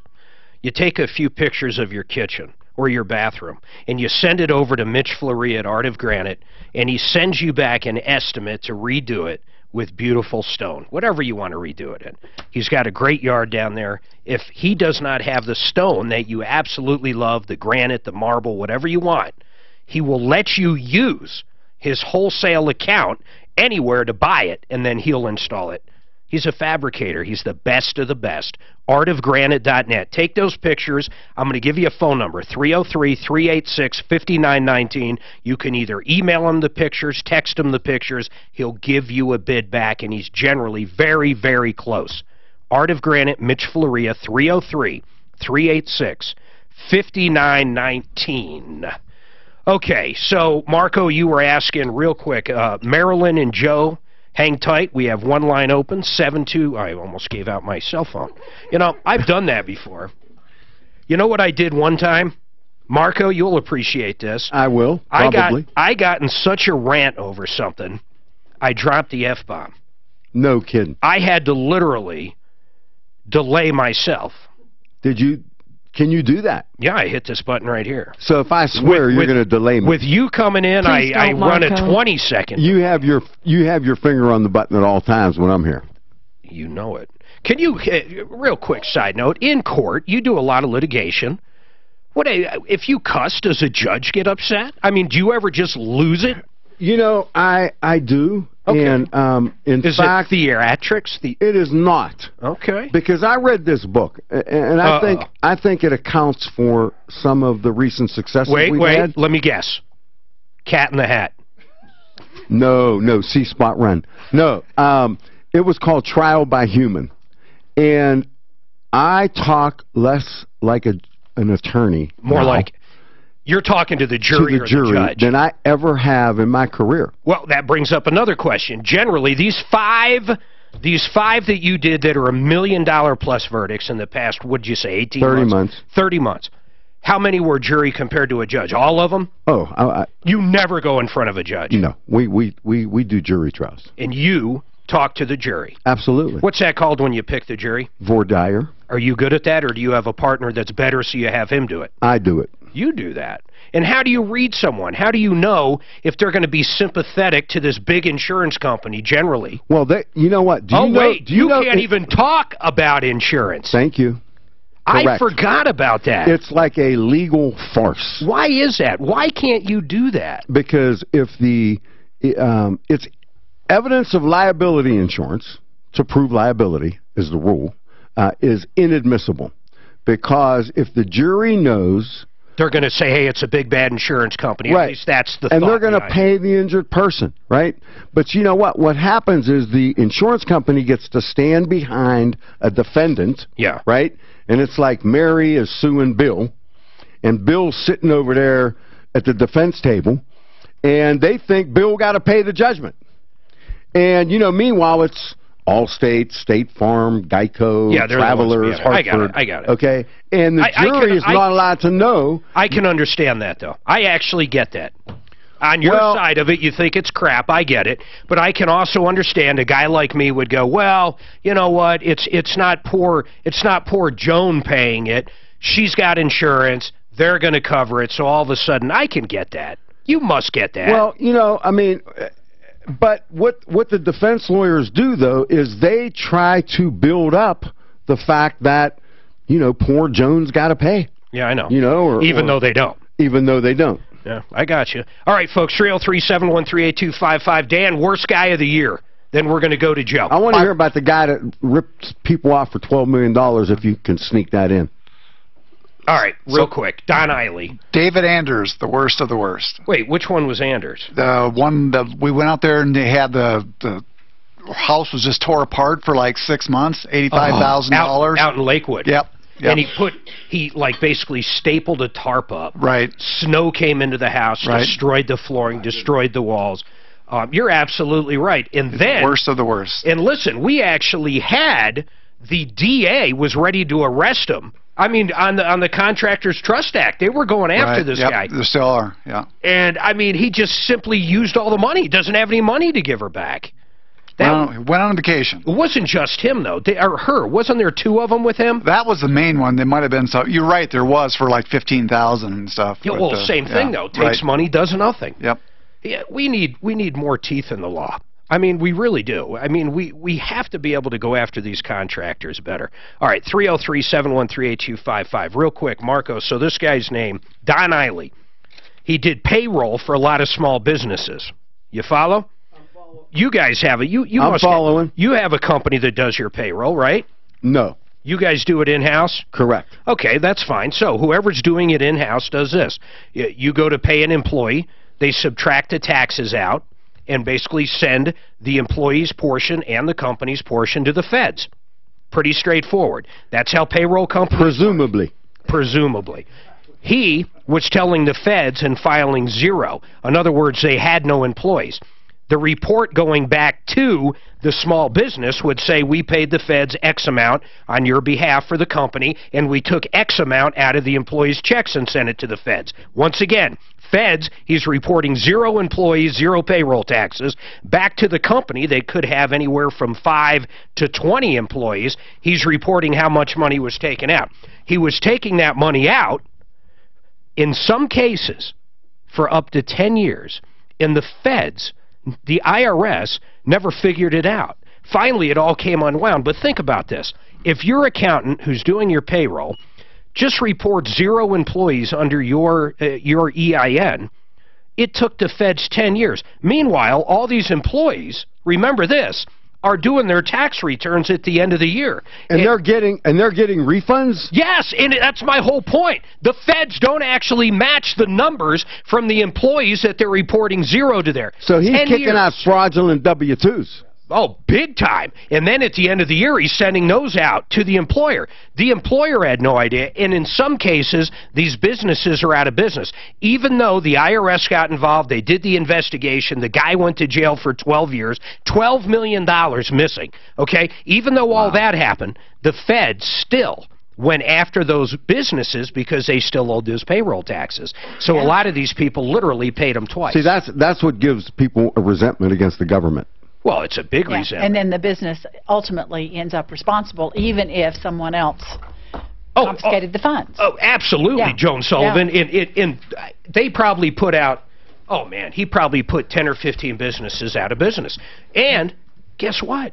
A bankruptcy doesn't get rid of them because you're found personally liable. Right. And you're only liable in most cases if the company goes BK, and let's say your shield was up, your LLC, whatever was proper. Usually it's just the trust fund portion. The part you literally, well, they didn't, but the part Eiley stole from the employee, the trust fund. It's amazing, though. The guy did it, and Tom and I had a discussion. I wonder if the IRS, even though they're going after the company, which is wrong, but I wonder, you know how like when you get your Social Security statement? Joan said it perfectly. That's the reason they're going after it. Doesn't matter. It's still the business's responsibility to make sure they're paid. My point is, you know how you get your statement in the mail and it says your earnings for the year, and your Social Security is going to be based on that, They were getting all that. Oh, you're right. The employees get screwed on that, too. Yeah, I wonder if the employees get screwed. Oh, they would, because those quarters... They didn't pay in. Well, ultimately, they should pay in because the employer will end up paying that trust fund portion. Well, and the employees, you know, their portion as well, right? The employees. Yeah. So they're... But what if they can't collect it? Does the employee then, you know, get screwed? I would think so. Here's what blew me away about it. The employees actually didn't have to go back and pay back the tax refunds or anything. So they didn't really screw with the employees, just the employer. Yeah. So, I mean, you know what? Good, bad, or indifferent. That is a very bold move. So listen to this, though. $12 million missing. So, of course, everybody's asking, where's the money? I think they found... I don't remember. I was in court when he got... Why were you there? Just to see what happened. Oh, okay. I was one of the first. We had a phone call come in, and I went down and confronted this guy. We did a Facebook Live, and I walked right. Really? He was the only one in this office. The office was basically the size of this entire floor here. He was the only one there. The only one. And I said, how are you taking all this money? Where's the money? Blah, blah, blah. And that's why. That's exactly why. And so what you did started the investigation. Think about this. $12 million. They recouped maybe $2 million. Yeah, a couple $1 million bucks maybe. $10 million. So here's the question. He got 12 years ultimately. Plus, I think because it's federal, you automatically get 20% good behavior if you are good. So I think he's going to be about 10 years. $1 million a year. If this guy socked it away or Swiss bank account or whatever they do these days, is it worth 10 years? For $10 million, I'd say no way. I would say no. How about 1 year for $1 million? I mean, where everybody's got a number. You know, that's... What's your number? What's my number for what? Tom for says taking a year out of my life? That's what Tom says. He says there is no number, and I say no way. There's there is a number. There is a number. Dan's number is $78. There we go. My number is $10 million for 1 year. $10 million 1 year. You know what? And this listen, is Martha Stewart. Most people would take that deal.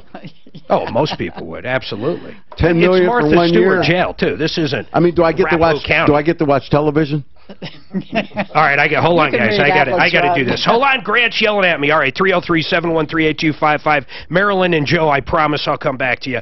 303-713-8255. Yeah, I'd do that tomorrow. Oh, yeah. $10 million 1 year? Good prison. Oh, yeah. Not Rutgers. No, some of those prisons you won't come out of. As long as I'm not getting raped. I don't think that's part of the deal, though. You know, I'm making $12 million. There's no good. $12 million thrown in the rape. I'll take it twice. Not more than once. Yeah, not more than once. No, you know what? No, that 12 couldn't even buy one. How do you look yourself in the mirror? Yeah, that wouldn't be. I'm telling you, I couldn't 12 million 1 year. No, $10 million. I got no problem. In fact, I couldn't get top up the money, I'll check myself in today. If you've been injured in an automobile Well, if it's a good-looking lady that did it. John Fuller, Or law. what, raping. Yeah, but then it's not rape. That's what you said. They don't have co-ed. A good-looking woman named Fred. Yeah. Carry on. Frida. So he had a great business model. 44th Auto had a great business model. Still does. Best business model ever. So you drop your car off there. He doesn't fix anything. You give him money up front. He fixes nothing, and he keeps your car. You know, that sounds like an insurance company. It doesn't get any better than that. You know, I mean, they collect the premiums. I sue them for bad faith, you know. Yeah, I know. I put the vice presidents on the stand and I say, you know, you collect the premiums and don't pay claims. Do you find that a profitable business model? Listen to this one. And everybody on the jury can totally identify with Oh, you know. yeah, and We had one guy call up, roofing insurance. You know, he has homeowners, has a hailstorm. He didn't realize his hailstorm was 20% of his, what do you call it? I got that case. The value of the house. I got that case. You did? Yeah, guys from Colorado Springs. Yeah. Did we send it to you? Yeah, I think so. Did you I'm take suing. it? It's Geico. Yeah, I'm suing him. Can we talk about that? I can't say his name. Yeah, that's fine. Yeah, Think we about can talk that. So he finds out because you know what? the deductible for his roof. It's 20% of the value of the dwelling. The dwelling. Which is $350,000. So it's $35,000 for the deductible. No, 70. 70,000. The roof damage is 14 grand. No, Literally, he has to replace the whole roof. It's like 26. Geico? He has no insurance. Geico. Oh my God.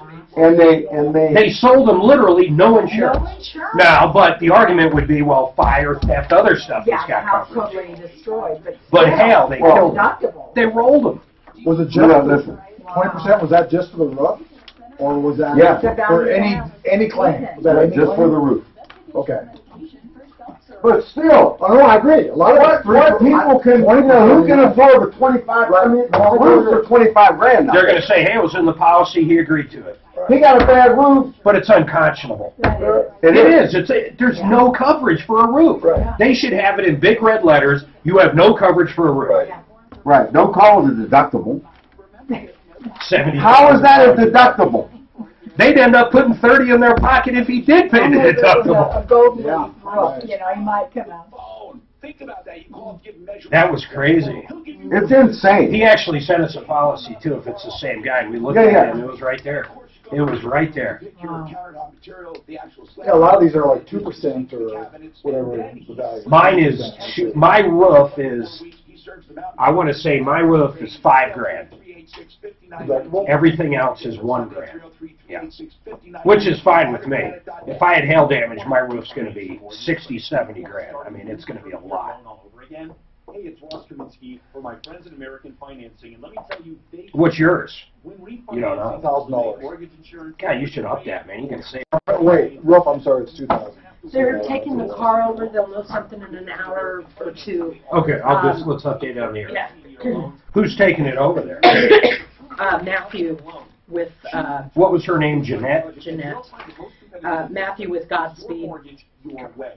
And What are you making her? you know, I got his number from David Clifton Ministries, and it went. So when he called me, she walked down, and when he called me, I said, "Hey, I left a message on your cell phone." He goes, "I don't know why it didn't ring," and so I verified his cell phone. He goes, "That's my cell phone." He said, "I'll make sure it's on," and so I said, "Well, give me a call. Let me know what's going on. We'll talk as a team."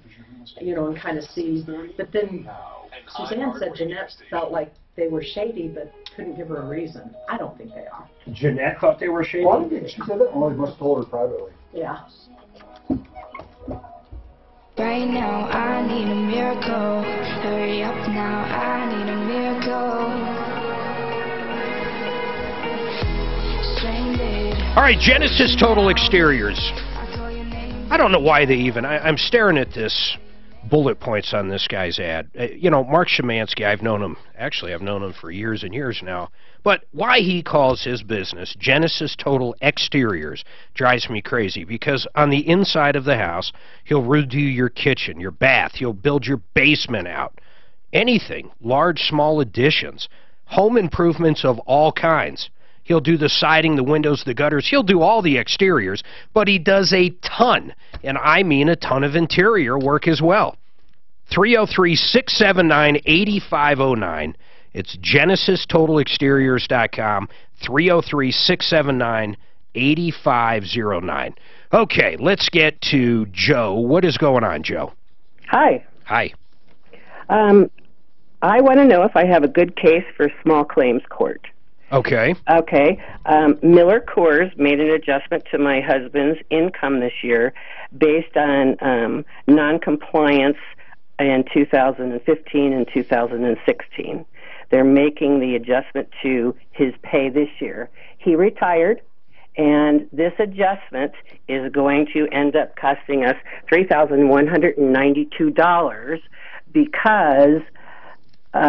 what is the adjustment for? Give us a little more. So for 2 years, you said he was non-compliant. What does that mean? No, it wasn't he was. It says, in summary, Miller Coors discovered that for 2015 and 2016, certain tiers of coverage under the Savers Medical Plan in which you participated were non-compliant under federal law. Okay, so basically they weren't Obamacare plans, so therefore the company had to either pay a fine or come back and try to collect more money for the health benefits.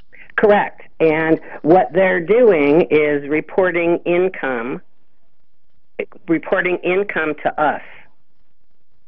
Okay, in other words, they're reporting, the adjustment they made. It's because of the tax credits. In other words, they didn't pay. How do I even? I'd love to get Integra on right now if that's possible, Suzanne. But are they saying that ultimately your husband owes that because he got too much in a tax credit? No, they're saying that they owed it. Let's see. When did he retire? What really makes this interesting is he retired. He retired July 2nd. So he retired this year. Yes, correct. And we had our income plan down to the penny, not to have any adjustments for Medicare. You know, this is interesting. Marco, just what's your gut on it? It's if they truly screwed up, man, they basically sold their employees, at least what it sounds like. They sold their employees, in Colorado at least, a health plan that was not Obamacare, which it's supposed to be. Right. So now they're coming back after $3,800 just from him. How much are I assume they're coming back almost $3,200. $3,200. I assume they're coming back after a lot of people. Well, what this says is it's a total of $3,200 though, right? Any tax liability and inconvenience of amending your tax returns due to the plan's failure to qualify as a high deductible health plan, Miller Coors recently agreed with the Internal Revenue to correct the problem with your direct involvement. Okay, hold on here. I want to bring up one of our experts. Hold on, okay. Joe. So John Jones with Integra Insurance. First of all, Merry Christmas.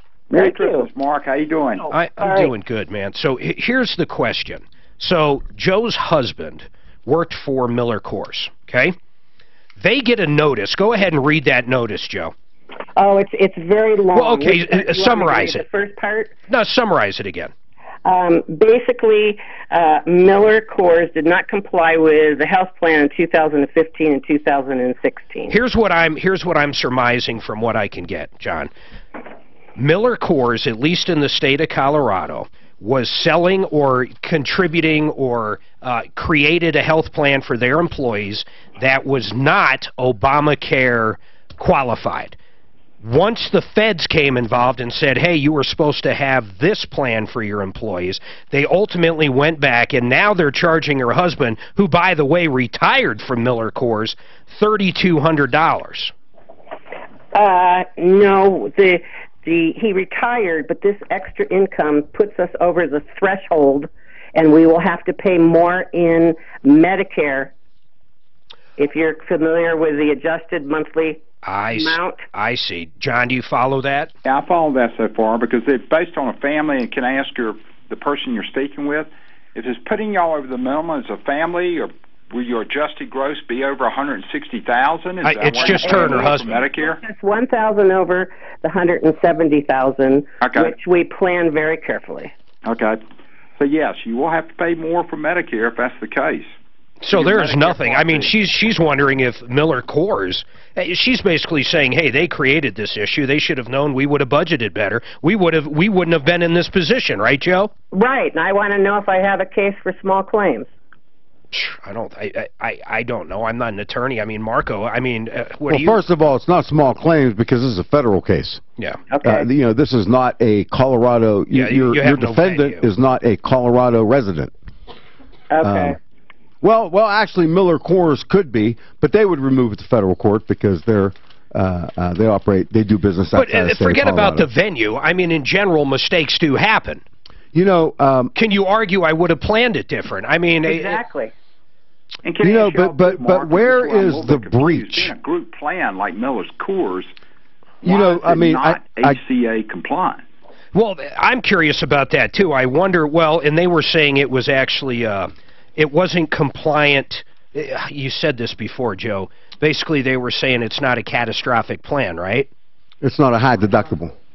It says Miller Coors discovered 2 tiers of coverage did not qualify as a high deductible health plan because the deductible amount charged by the plan was not high enough under federal law. Does that help you, John? Were they setting up a health savings account for you then? We did back then, yes. Okay, and that's where they're getting you because, yeah, there are certain rules in play to set up that HSA account. But why are they... We didn't get the income. They basically said for this inconvenience, we're adding the income and we're paying the taxes on it. But... It's almost like, can she refuse the income? Right. But the feds aren't going to care. It's going to be income. Yeah, unless... Well, I don't know. John, you got any ideas? I don't know how you give that back and amend the W-2. You know, I don't know. I asked them to do that, and they said no. So you have spoken to the HR department then? I have. And they won't make any... You basically told them you don't want the money, and they said too bad, right? Well, yes. I asked them if they could put some income in a different year. How much do you think this will cost you over time? Or is it just 1 year? It's actually 2 because we got a refund this year. It's $3,192 altogether. Say that, Dan. No, what's your cost? The extra cost for the Medicare? Yeah, exactly. $3,192. And how much more did they give you? They gave us income of $1,490 that put us over the threshold of 170. So now we will have to pay an IRMA or an adjusted That is crazy. And what they do, Mark, they do go back and look 2 years. Yeah, it's a look back. Yeah, so look back is what their income was 2 years ago. Exactly. Oh, and Joe, it's frustrating, but I don't think there's a damn thing you're going to do about it. Huh. Do you itemize? Yes. Is there some kind of charitable deduction that you can... No, what happens is Social Security, when they're computing it, they use your gross income. They do not use your after deductions. It's the adjusted gross, so there's nothing. Joe, it's interesting as hell. I'll give you that, but I don't see you doing anything.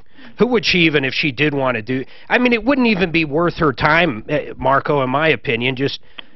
for the damages. I mean, it's 2 years. You're not going to spend 20 grand on an attorney to go wherever Miller Coors wants to go. Small claims. You know, I have some suggestions, but I don't want to give legal advice, but because this is not my area of expertise. But, you know, you send a check back to Miller Coors and file an amended return. But the W-2 is not going to show that. Well, but you file the amended return saying the W-2 is wrong. You know, but that's not legal advice because I am not a tax guy. All right, hold tight. Hold tight. I want to revisit something. They made me think of something. 303-713-8255. John Jones, we really appreciate it with Integra Insurance. By the way, there is no reason why you wouldn't use a broker shopping for health care. And Integra's the best out there. Suzanne and I use them. Tom uses them. Everybody we know uses them. And John Jones always comes through and helps us out. 303-466-5500. So They making over 170 a year though. Is that what I heard? Yes, yeah. So you go $1 over, and now you're paying $3,100 more Medicare. Well, you got $1,400. It's got to be. It's not graduating. You got $1,400 in income, and it costs you $3,200. Right, that makes no sense. There's a range. So there's a range, and if you're $1 over in that range, it bumps you up to the next category. I didn't know that the max was 170 now. I can't. What a terrible. It used to be 150. Yeah. So I'm not sure. I've actually just started my Social Security, so I don't know, but I don't remember what it is. It is interesting what he says. You go to your accountant. Right now with Sun, it's 34. You like my idea? No, it's possible. That's, I don't know if it would. Ultimately, I don't know how it works. It could trigger an audit. It could trigger all kinds of shit. Yeah, because of the W-2, you know, you need to get an amendment. Well, you'd have to. Although, like I said about Don Eiley, it took him 10 years to even match it. Well, the other thing is you better have that canceled check. Miller Coors got to cash that check. Yeah, but ultimately they did receive that compensation. Even if they didn't cash it, the fact they didn't cash it doesn't mean that Miller Coors didn't give it to them. Right. They did make it. If you gave me $100,000 for working for you, and I just never put it in my bank or did anything with it, it doesn't mean I didn't get it. Right. It is a hell of so look, I had my salary. It is a hell of a scenario. This is how far out of the loop tax-wise I am. I have my salary at 150, right? To max out Your Social Security. Is it 170 now? You know, I don't know what it is. I've kept mine at 30. Well, so you're not looking for SSDI checks or SSI checks. Yeah, but it's not what I'm going to live on. But well, right. Yeah. But you know, I mean, if it's 3,500 or whatever, you know, I want to max it out. Full-out war. They do a great. Or maybe, you know, I don't know. I need a financial plan. But the point is, I want to know what is the max salary, or what is the minimum salary to max out Social Security benefits. I thought it was 150. What time are we playing racquetball? 2:30. That's important. Let's see. Are you saying where it stops so you don't pay Social Security anymore? Or right. Wow. Because you know, like if you max out at 150, I think it's a lot less than that. 128. 128.4. No.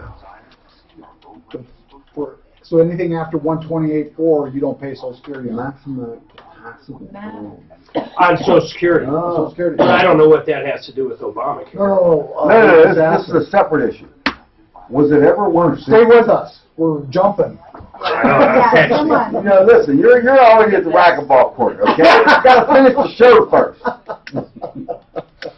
Is that who you're getting? I don't know. 128. He's 12 years old. Wow. 128.4.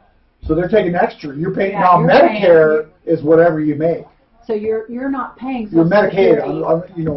You shouldn't be. How many paying minutes do Social I get? Security over that 124. Right. 128.4. 128.4.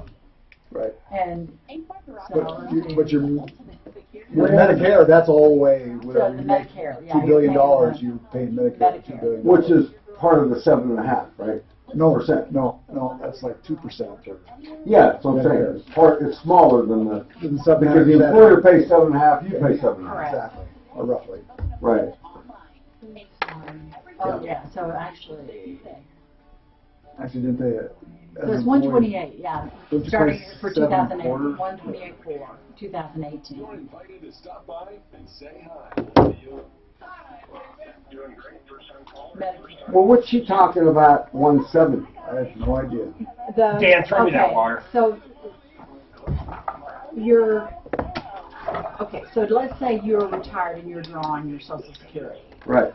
Or you're on Medicare. You're 65 and you're on Medicare, which I'm over 65. Okay. So I'm on Medicare now. So there is a range of income that To calculate your premium. The premium, the Medicare premium, and that's what her beef is $1,000 has now thrown her and her husband into a higher Medicare It's premium. $280 a month more or something, because she said 3,200. Yeah, so she's, So under for 300. $3,200 for 2 years, so. Frank Duran, the real estate man. Here's a guy we talk about constantly. He's a great guy. He'll sell your house. He'll make you more than any other realtor I know. And it's just a fact, Jack. He listed mine. I had no idea why he was listing it lower than what I wanted until the end when I figured out, oh, that's how he does it. He literally will get a bidding war going. So he'll lowball it kind of coming out, and then all of a sudden you're interviewing a ton of different people to buy your house, and you end up creating a bidding war, and you end up getting more, and he's incredible. 303-920-1622. Frank Duran, therealestateman.com is another way to get him. So any final thoughts on that, guys, on that last call with Miller Coors? I think she's going to end up paying it. I don't think there's anything she's going to do. Well, I mean, if she received a tax credit that she shouldn't have gotten... Yeah, she needs to pay it. I mean, you know... I've had years where I've had a tax credit and I've had to go back and pay them. Yeah, I mean, you know, and then you get a certain deduction. If you lose the deduction, your income goes up. Gabriel, what's going on with you? Hey, Gabriel? Yes, Gabriel. Hey, Mark. Hey, man. I've got a fleet. Are we on the air? Yes, of course. Okay. I've got a problem with a box truck that I had at a fleet repair place. Okay. The front seal was leaking, and over the last 6 or 7 months, they've gotten into it 3 times to find, diagnose, and repair a problem, and it still leaks. So you keep having leaks. Okay, hold on. This is going to take more than a second. I want to try to get Deputy Dan during the break to give this shop a call as well. So hold tight, all right, Gabriel? So, Deputy Dan, go in there, try to get this shop's phone number, see if they'll come on. Now, I got to bring this up. I just got an email. You ready for this, Marco? I'm going to read it verbatim because I'm a verbatim kind I can't see it, so I'll have to listen carefully. Hi, Mark. Come on, man.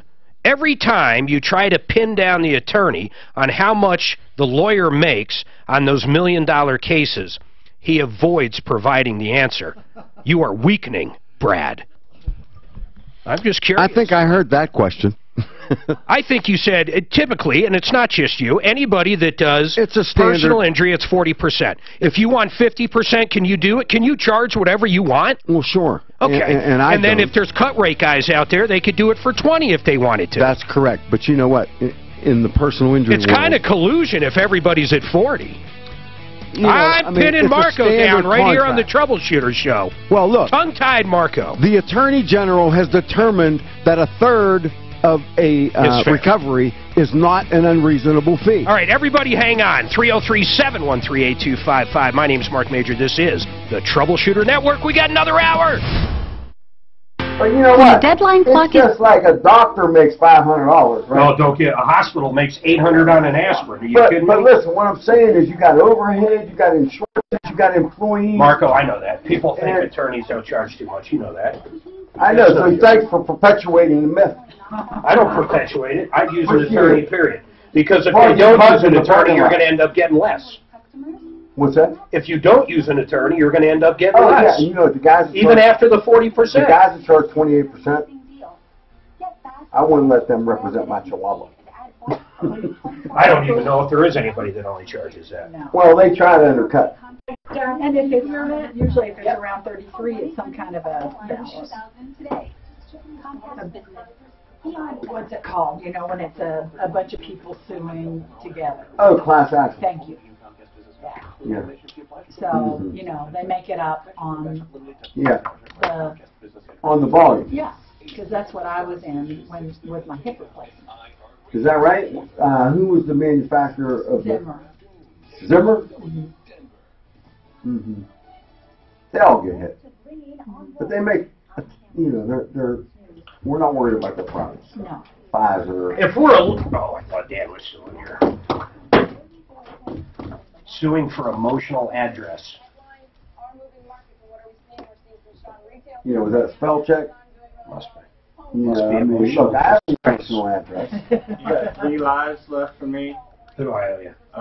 Centeno, Raleigh, and Plumwood. Yeah, will you sandwich one after American Financing in this next spot block?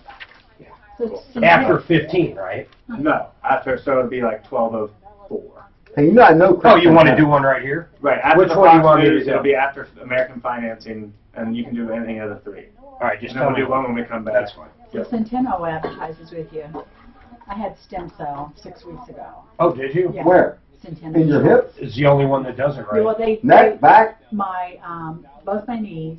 Okay. And then I had the plasma-rich PRP. PRP. In my hands and my back. Did it work? And I'm still working You're on still- it. This is good. 6 weeks straight. Yeah. This is really good. It's so you here, know what? the arthritis here and here is, still the bottom. Listen, I got another But my guy. back is. I like Chris Centeno. He's the best. Well, He's a pioneer. He's a pioneer, but look, there's another guy. His name is Brad Villains. Villains. How do you know? How does he do it? Does he take it in? Well, but does he take it from you, or does he order it in? He orders it in. That's not good. It is good because some. Oh no, the PRP. Yeah, of course they'll take your blood. Yeah, but some of the allograft, the research is coming out that it's doing better. PRP definitely works, but what's a killer is when they advertise them as stem cells. Every chiropractor out there is starting to sell these things. Chiropractor? Oh yeah. No. Oh yeah. I Everyone. talked to 2 chiropractors. Actually, I paid. And it'll for fix everything. I paid for it and then backed out of it. And Did you get your money back? Chiropractors are doing PRP. No, they're doing stem cells. They're not doing the PRP. Wait a minute. But I'm not sure they can do that. Even you can go to an esthetician, and they have nurses on staff. They draw your blood and spin it, and then do it's called a vampire facelift. Really? PRP. You know what they do with all that? kinds of stuff. So they basically put a bunch of needles in Oh it. yeah, I've done And then that. the blood rushes. It actually works. It does help. The other It really thing they does. do are these, what are those strings they can pull Oh through? God, that's What's that? facelift. Yeah, so yeah. They basically take thread and they pull it That's back. called thread. And then when the collagen does and it starts healing, it actually heals tighter. Mm-hmm. I mean, all these things work to a degree. Yeah, but I went with Centeno Schultz because you had to have an MRI so that they could really evaluate what's going on in there. Then the knees was a 3-step process. They, to put it in layman's John terms. Schultz is still up there too, right? Oh yeah. Yeah. So they, tilled the soil, planted the seed, and fertilized. So I went 3 times for the knees. So the 3 different. What are you most pleased with? Obviously, So- your hand. Yeah, but the actually, knees are only been 6 weeks, The right? knees have been 6 weeks, and so How are they feeling? They'll take photos They actually feel pretty good afterwards too. Yeah, so I've got still Yeah. working the You can see the braces growth. at this point. I saw a soccer player ACL repair in Centeno's office on an MRI. Oh, you did? Oh yeah, it was unbelievable. Yeah, so they did work on my ACL, or not my ACL, but my Peloton, because I had been Peloton in 20 years ago to restrain the ACL. So It worked. Yeah, so. But it was a young girl. Yeah. It's interesting. It really is. I'm glad they're advertising because there's just a lot of shysters out there. Financing today at 303-695-7000. That's 303-695-7000 or online at AmericanFinancing.net. NMLS 182334, regulated by the Division of Real Estate. We were just talking about these guys, and it so happens I have a spot up for them. Joan Sullivan in studio with me. You went to Centeno Schultz. You had stem cells done on your knees. Hope you don't mind me saying this. Maybe I should have asked you first. I feel like I'm breaking hip in some way. Were you pleased? It's been 6 weeks, and at this point the verdict is still out. Now you went to someone else. Oh, I went to 3 different places and actually paid for one of them, and then backed out of it. Why'd you back out? I backed out because I just didn't feel like they were doing the research and to be able to inject it and do it properly. So these guys are unbelievable. I'm glad you did do the research because we take calls day in and day out about these bad. Most of them are chiropractors. One day they're cracking your back, the next day they're selling you stem cells. Right. A lot of them say they're live stem cells. They're simply not. I mean, it might be PRP and other stuff, but they market them. It's $6,000 a shot, and it's just not real. Yeah. You found the real one. Yeah. And Centeno Schultz are great people. Yeah. So they use guided needles, right? Yeah, absolutely. And then they make you, don't you have to get an MRI? How did it work? So, Tell yeah, everybody. so initially I went in for the MRI, got the MRI, met with the doctor. You know, she interpreted the damage that I'd done playing too hard, with my knee. And then the process, it was a 3-step process. So they go in basically and they, till the soil in the knee, and then they sow the stem cells, and then they go back. Went back the 3rd time, and they injected the plasma-rich protein, or the PRP. So they fertilize you, basically. They basically, So it's like, planting a garden. It's the real deal. So seriously, Centeno Schultz. Yeah. And that's it. I mean, there's somebody right here we were just talking about. If you're looking to get the information, they won't steer you wrong. They have seminars all the time. All the time. 303-963-9201. CentenoSchultz.com. 303-963-9201. It's the biggest music festival of the year, and it's coming to the CW. So on that Gabriel, I left a message.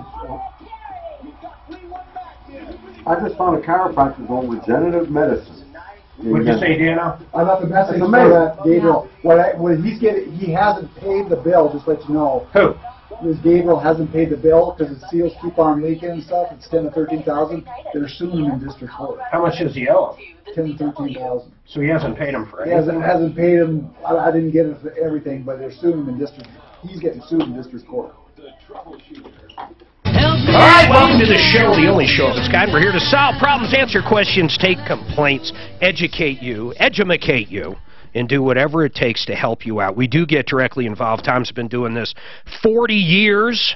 I've been with him on and off, my God, for at least 20. At least 20.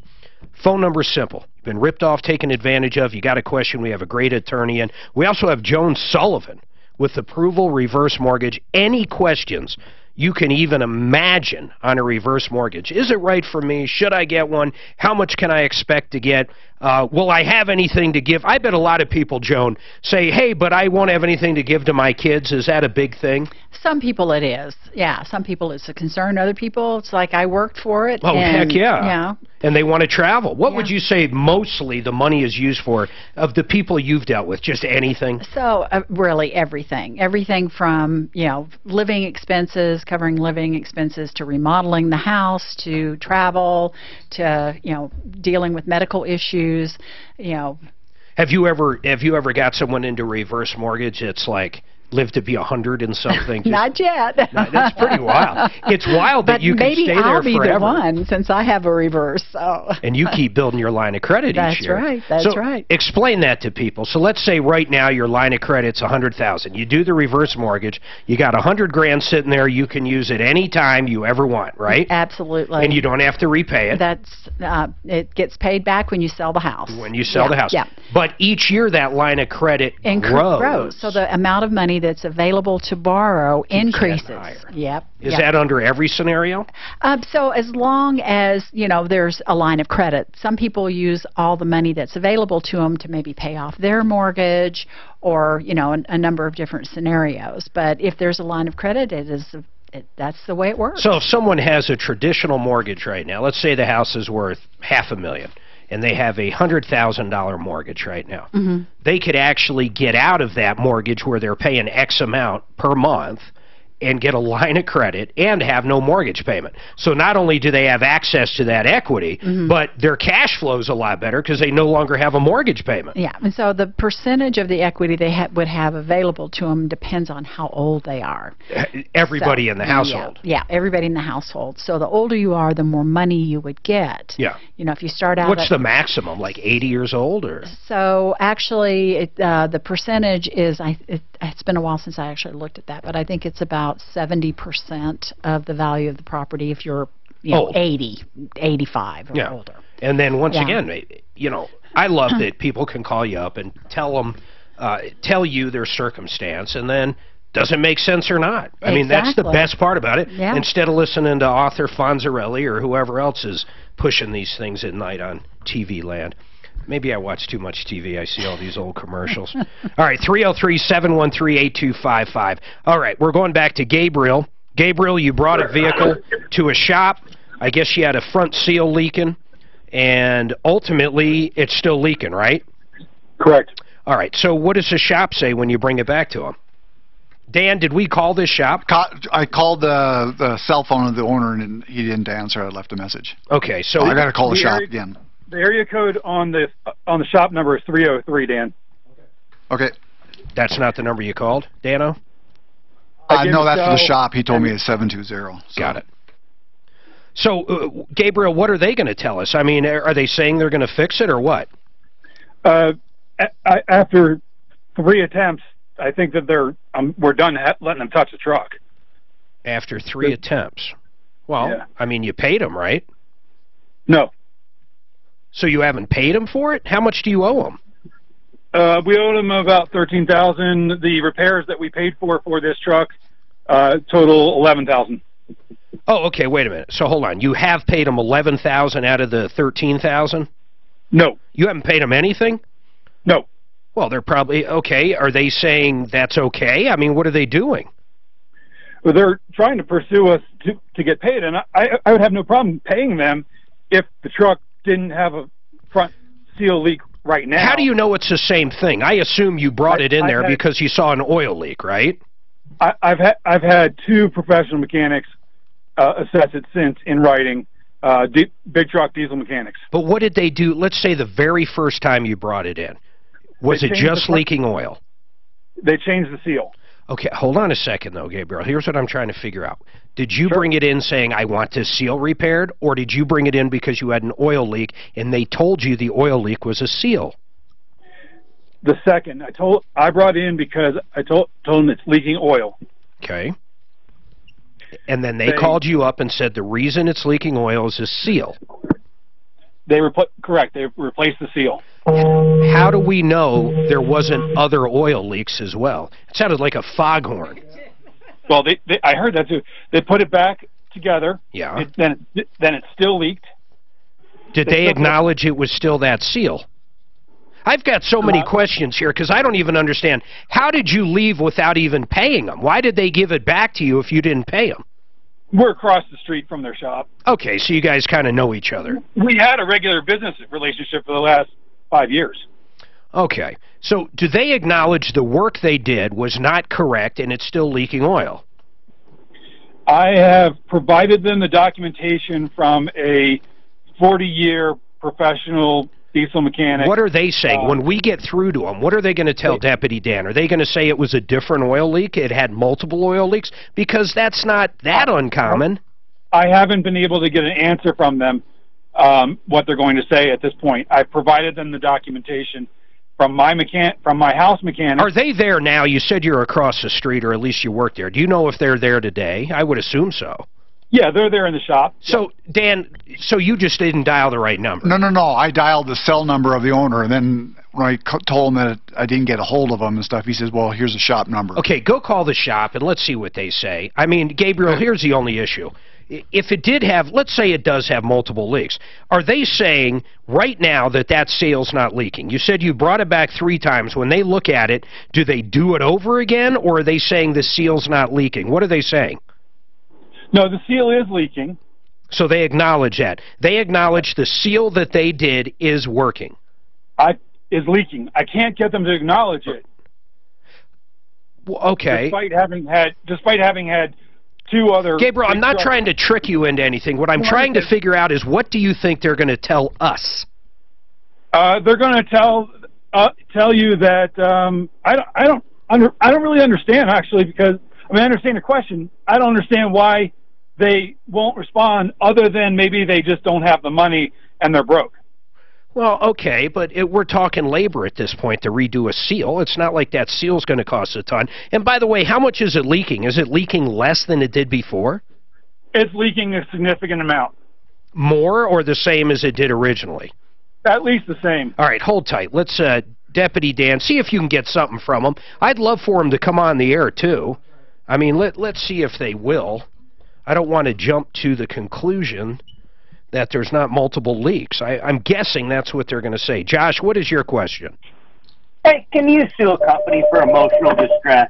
You can sue a company for anything you want to sue a company for. And you're talking to the Sioux expert. I mean, honestly, I mean, Marco, is it? Would you say I can literally hire an attorney or go to small claims court and sue anybody for virtually any reason? I'm not saying the judge might not throw it out based on venue or based on a million different things, but I can sue virtually anybody I want for anything. You know, there are some caveats associated with the claims of, and there's varying claims. One would be negligent infliction of emotional distress. One would be intentional infliction of emotional distress. Usually both of those claims are coupled with treatment, like, you know, like a psychologist or you know, a clinical psychologist, where you know, just claiming that you were upset and you had some emotional distress without corroborating that with some healthcare provider would be, you know, a little less credible. And Josh, and I know this, in small claims court, you're not going to sue anybody for emotional distress. You might write it up and go get it filed, but it's going to be thrown out. Gotcha. So, but let's talk about you. What is the emotional distress? You're going to laugh. I want to get a class together and sue the makers of Juul, who makes these stupid vaping devices and are marketing to kids. Well, I think they are right. I think literally there is a lawsuit. Because they're making my life crazy having kids that are addicted to nicotine. Smoking. Yeah. No, it's absurd, and I agree with you 100%. My understanding with that company right now is they had a deadline to where they cannot market towards children anymore, period, end of story. Here's how they'd backdoor this, Marco. Who's going to go out and buy grape nicotine?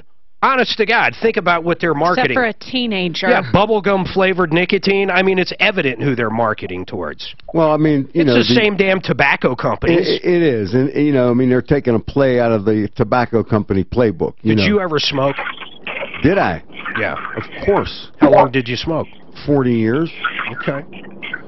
35 years, but you know, I grew up on a street corner, you know, in the projects. Yeah, well, back east. There's a lot of people that grew up in a lot of places that smoked. People didn't know. Well, yeah. Plus, you know, in my generation, everybody smoked. Everybody. I mean, it was in the movies. It was in, you know, it was everywhere. It was good for you. It was good for you. My goodness. And you know what? And more importantly, Mark, it was cool.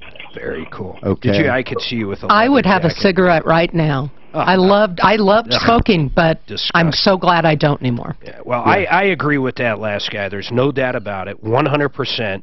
They market towards children, and they should be in trouble for it. And the fact these kids are getting hooked on nicotine this early is crazy. Joan Sullivan, did you ever smoke? No. Never did. Never did. Mark, you and I were smoking a pack a day before we were 15. I know. I tried. I wanted to. I just couldn't do it. Yeah, I used to steal my mother's Pall Malls. Pall Malls, those were the real deal. That's right. All right, Deputy Dan, don't tell me yet, but did you get through to the shop, yes or no?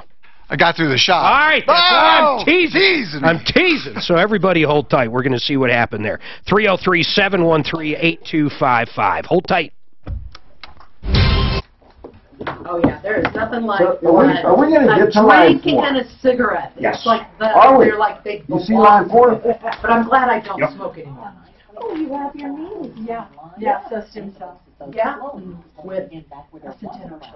Yeah, good. Yeah. My husband's, he doesn't have anything left, so they can't do anything. Oh, yeah, but you know, so he's going to get his knee replaced. Grape tobacco. It's not even tobacco. It's just nicotine.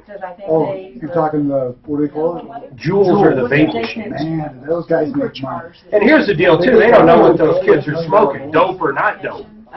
Right. Oh, that's the other thing. Well, why the schools? I mean, you just don't allow it. I mean, our kid Addie got caught with the Juul and got suspended for a day. I'm glad she But you're right. They don't know if it's dope or whatever. I got a spot in 20 seconds. So when did you quit smoking? Marco. Sick of waking up and coughing. In 2013. Oh, you just only 5 years, huh? Oh. How about you? I've never seen. I mean, I've stolen a cigarette, but I mean... Stolen a cigarette? Well, you know, you didn't smoke it? Well, all right, hold up, everybody, please. Give them a call and get your price today. 303 Try to nail me down. All right, serious topic real quick, the Raleigh House. These guys, Tom and I got together with them, and we always had these calls saying, hey, you know, my kid's been on drugs. I'm not sure what to do. You know, I signed a loan for them, or we have people call up and their kids are in prison and their grandparents that are raising the kids, and it all comes down to one thing, and generally that's addiction of some sort. Could be alcohol, could be anything, and this time of year, it's really tough to talk to an addict. And this number I'm going to give out for the Raleigh House, and they're local here. They've got 3 or 4 different facilities here. They have in-home care, and they'll help people that have alcohol problems, drug problems. But it's really based in medicine, too. They do the blood work and the nutrition and the supplements. But then they also go after the other part, the behavioral. They have individual plans. They have group plans. They bring in the family and friends when there's time. But it's real treatment. And it's a real phone number to get information on how to talk to an addict. 720-893-5559. If someone in your life could use a good talking to, seriously, call this number and figure out how to do it. 720-893-5559. Is a 2008 crash still fresh in your mind? Is the recent market volatility hard to stop? Down to the second. I can't believe they're making But you're really good at it. That was 1 minute and 20. Was it really? Why? How long was it supposed to be? 60. Well, it was good. Do plumb line right when you come back, and we'll be done with them. Cool. But they're going to have to do That's what you got to keep your eye on, huh? As you're doing the show, you got to get your.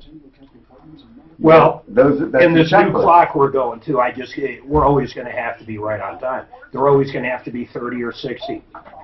They're going to have to be. Why aren't they? I just don't understand why they're doing that. I'm not going to do back-to-back plumb lines. Let's do it next break. That would have been funny, though.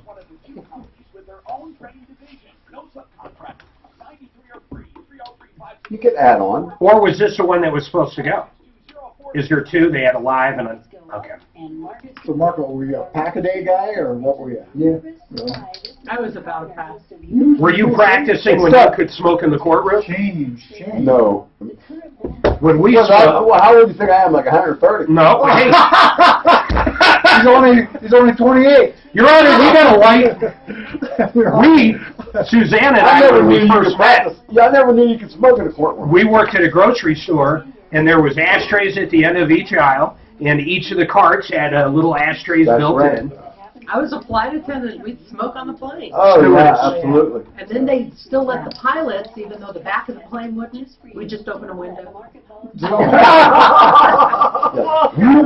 we could go up to the cockpit because they didn't want the pilots being upset, so they let them smoke for a little bit longer. They would let them smoke? Yeah. God, I would. Can you imagine what it looked like in there? Holy cow. Oh, my gosh. Well, she said they opened the window. I was never sicker in my life than when I first became a flight attendant. I had to have my tonsils out. I can imagine. Yeah. And then you started smoking. No, then I got pregnant and started smoking. Like, actually, I got married, and Rick goes, no smoking, and I fell in love, so I quit smoking. You know, Gabriel put himself in a strange situation the more I think about it. He owes this company about $13,000, he said. Is that correct? Do you guys remember? Yep. Yep. So he hasn't paid them. So really, they're probably looking to collect from him. Deputy Dan, you called up this shop. What did you find out? The owner and they said that's the person I need to talk to is out at a doctor's appointment today, so we'll have to do it off the air. I know. See, Gabriel, here's the deal. They're going to call us back, right? Yep, or I'll call them after the show. So we'll reach out to them tomorrow as well and see what they have to say, but it's kind of weird. You're calling with an issue with them, but you owe them the money. I mean, really, they can't even warranty anything at this point because you haven't paid them for the initial work. The work was faulty. I get you. I understand. So what do you expect them to do at this point? You said you don't want to bring it back to them. They have X amount of hours and parts into this to the tune of $13,000. So let's just flip it around. Here's what we can do here. I can help you mediate and get something done, like maybe they actually fix it so it's not leaking if it's the same issue and they didn't do any other work to it. But I don't know what you're looking for past then because honestly you haven't paid them a nickel. So flip it around. What would you like done? If you were them, what would you want done now? You'd want to get paid, wouldn't you? If I did good work that I could stand behind, yes. Okay, so what do you want them to do now? I don't even know why you're calling. You haven't paid them. You have the same problem. So what can we help you with? Well, they have a suit against me to get paid. So they're suing you for the work they did. You're going to lose. In my opinion, you're going to lose. Marco, I want you to jump in. You're the attorney. So I bring my car to your client shop, okay? You do, and hand me a bill for $13,000. I take the vehicle without paying so I can test drive it or to do whatever. I'm not happy with the work you did, so I don't pay you. Now what? You're subject to suit. I mean, Gabriel. You know what? I mean, even taking the car back, defense is going to be. Taking the vehicle back with that kind of outstanding bill is almost acquiescence as, well, I will pay this as long as, you know, I believe you did the work or it performs well or whatever. And, I mean, if the work was performed, you owe the money. Gabriel, you're just in the weirdest spot because you haven't paid them. You're the one in the wrong right now, in my opinion. And you would need to get somebody to say the work was not performed, like, you know, an expert, another mechanic. He said he got somebody to write that up for him. Or, you know, that was faulty. What kind of court, what venue did they sue you in? Is it county? What is it? District court. You better get an attorney, man. We have had, I'm telling you, this year alone, we've had a couple people go at it themselves without an attorney, and one of them was dead to right. I was there. When I say dead to right, this roofer screwed her, tattooed her, and blued her, and I'm telling you, because she didn't have an attorney, she lost. And I think she lost her house at this point. Yeah, I understand that, and I have two mechanics, one with 10 years diesel mechanic. That's fine. Okay, let me ask you this. Okay, Marco will understand this. Are they expert witnesses? Are you going to swear them in as an expert witness?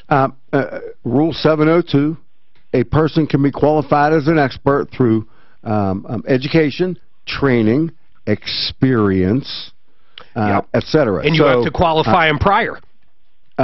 Well, in other words, you have to list them as an expert. As an expert witness. This last one I was talking about, this poor woman, Jade, walked in, had two people that probably were experts, both of them in the roofing business for 20 years. When she filled out the paperwork of her witnesses, she didn't list them as an expert witness. The attorneys on the other side said, well, they're not experts. They said non-disclosure.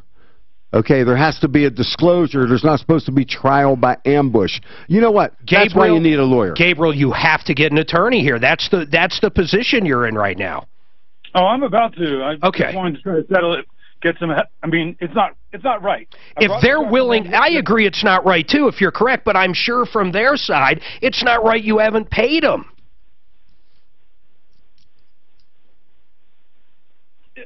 Yeah, I understand what you're saying. But I took in with a front oil leak. Yeah. Six or 7 months later. Well, Gabriel, here's what we're going to do. If we talk to him and they say, hey, if it's the same issue, if he pays, we're going to warranty it. You going to pay him? No, they're not going to touch my truck. Okay, it's going to end up, I hung up on him. It's going to end up in court. I'm sorry, Gabriel. I like being on the consumer side, but if you, first of all, and I can't stress this enough, if you show up without an attorney, you're going to lose. And they might even get attorney's fees. Oh, and at that point, not only are you looking at the $13,000, you could easily, in district court, be looking at what, Marco? For something like this, it goes to trial. You know, 7 to 10? Oh, in district court? How much? Oh, my goodness. You know, $70,000. Think about this. I mean, it depends on whether there's a trial. Well, exactly. It's it's not going to be good. I'm just telling you. And I don't know what case he has. He hasn't paid for it. I don't know. And if they're saying they'll fix it if he pays, which I made up as a scenario, he doesn't want to do it. Yeah, something's not right, huh? Doesn't pass the smell test. I used to clerk for a judge, and we would, be in chambers, and I would want to talk about the theories of jurisprudence, and he would say, don't pass the smell test. All right, listen, Lindy has an oral surgery question we'll get to in a second, but Marco's been dying to hear the question from Nancy. Nancy, what's your question? This is a really quick question for Marco Bendinetti. Bendinetti. A while ago. But that's okay. Nancy, I'll say your name correctly. What did I say? That's okay. Come on. It's Bendinetti, but what's the question, Marco? All right. Nancy. For Marco. All right. A while ago, you mentioned a book called The Law is Human or something like that. And I know that was written for addressing juries. It was. But I'm wondering, for non-lawyers, would that be something that you would recommend for people good question. to persuade more? You know, it really, the purpose of the book was to help lawyers remember who they are and what they're doing and why they're doing it. So, and, if you're not an attorney... It became a vehicle for me to become... to almost dismantle some of the things that were not allowing me to connect with the juries. And, you know, it became more about honesty and humanity, and so it was a way to kind of get all the garbage out of the way and allow me to connect as a person with a jury as people. So, did you ever put them to sleep? No, in fact, when you think of communicating with them using some of the principles and theories that Nick Crowley talks about, it actually engages them. But seriously, you've never looked up and seen a juror sleeping? Seriously? Oh, sure I have. Okay, what happens? Does someone say something to the judge? Honestly. Or you don't even mess with it because you don't want to piss off the juror. Well, and he looks like a fool, or she. Well, you know, and sometimes it might be someone that's, you know, a little elderly, or, you know, you kind of let it roll. Now, if you see a pattern every day, then you're going to ask for a sub. Then you're gonna bring it to the court's attention. God, man, see, those are the kind of things. When we were talking about that last guy, showing up to district court without an attorney is just absolutely insane. He'll get dismissed. I mean, they'll get him dismissed about 85 different ways to Sunday. Yeah, and he's going to end up paying. All right, 303-713-8255. Nancy, I think the short answer was it probably wouldn't benefit a lot of people, maybe a law student, of course, but it was really written for attorneys. Yeah, and I'm not sure that was the exact answer to the question, but... I think it was. She wanted to know if she should read it. It's really interesting. Lindy, you say your oral surgery went wrong. What went wrong about it? Then I got to take a break. We'll come back and ask Marco. I'm sorry, what was the question? I'm asking you what your question is. You said my question oral surgery gone awry. Yeah, I had a simple extraction done on Friday, and something went terribly wrong. How terribly? How terribly? Well, I think he did something he shouldn't have done, but I'm not real sure. All right, hold on a second. We'll come back to you. I promise you'll be up. Marco, we get this all the time on this show, all the time. Medical malpractice. And it is not as easy as it sounds in any way. Oh, never is. It is the most amazing thing. People lose 4 out of 5 medical malpractice cases with skilled attorneys representing them. And it takes a lot of money, doesn't it? It's very time-consuming and takes a lot of resources. All right, hold tight, Lindy. This is Denver's Talk Station. Station. Plumb line in this one, or you want to do it at 45? Perfect. How long do I have? Was that a boring answer? Too much. No, it's like, I've always wondered that. You look over seriously at a jury, and you know something's wrong at that point. But if you say anything, I guess they don't know they bring it to your attention. Because you would ask the judge outside of the jury. Yeah, exactly. But you would never, you as the attorney, would never tell the guy to wake up, right? I mean, you're not allowed to talk to the jury. Period. Except during opening statement and closing statement. Oh, really? And the judge sees what's going on, too. Now, I tried. Have you ever had a judge fall asleep? Yes. Oh, God. Oh. Did you wake him up? You go, hello, sir. You know what? I just thought of something, Your Honor. Something just occurred to me. You're sleeping. But you know, the insurance companies have won the propaganda war. You know, that everybody's a liar, cheater, faker, stealer, right? And by their own published data, like insurance fraud, claims, comprises of less than 3% of all claims. That's their own published data.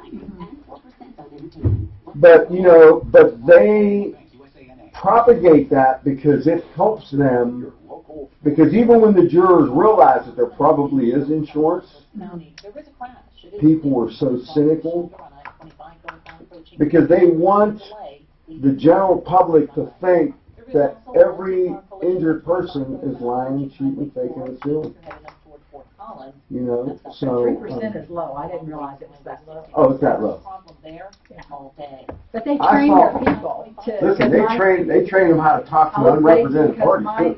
My ex-sister-in-law was an adjuster, Yeah, and I'm sorry. they train them to They be do. very cynical and to just treat every single person who calls in as though they're trying to. It's institutionalized. Yes, I mean, it's unbelievable. And the thing too that really bothers me is like none of this was covered for me.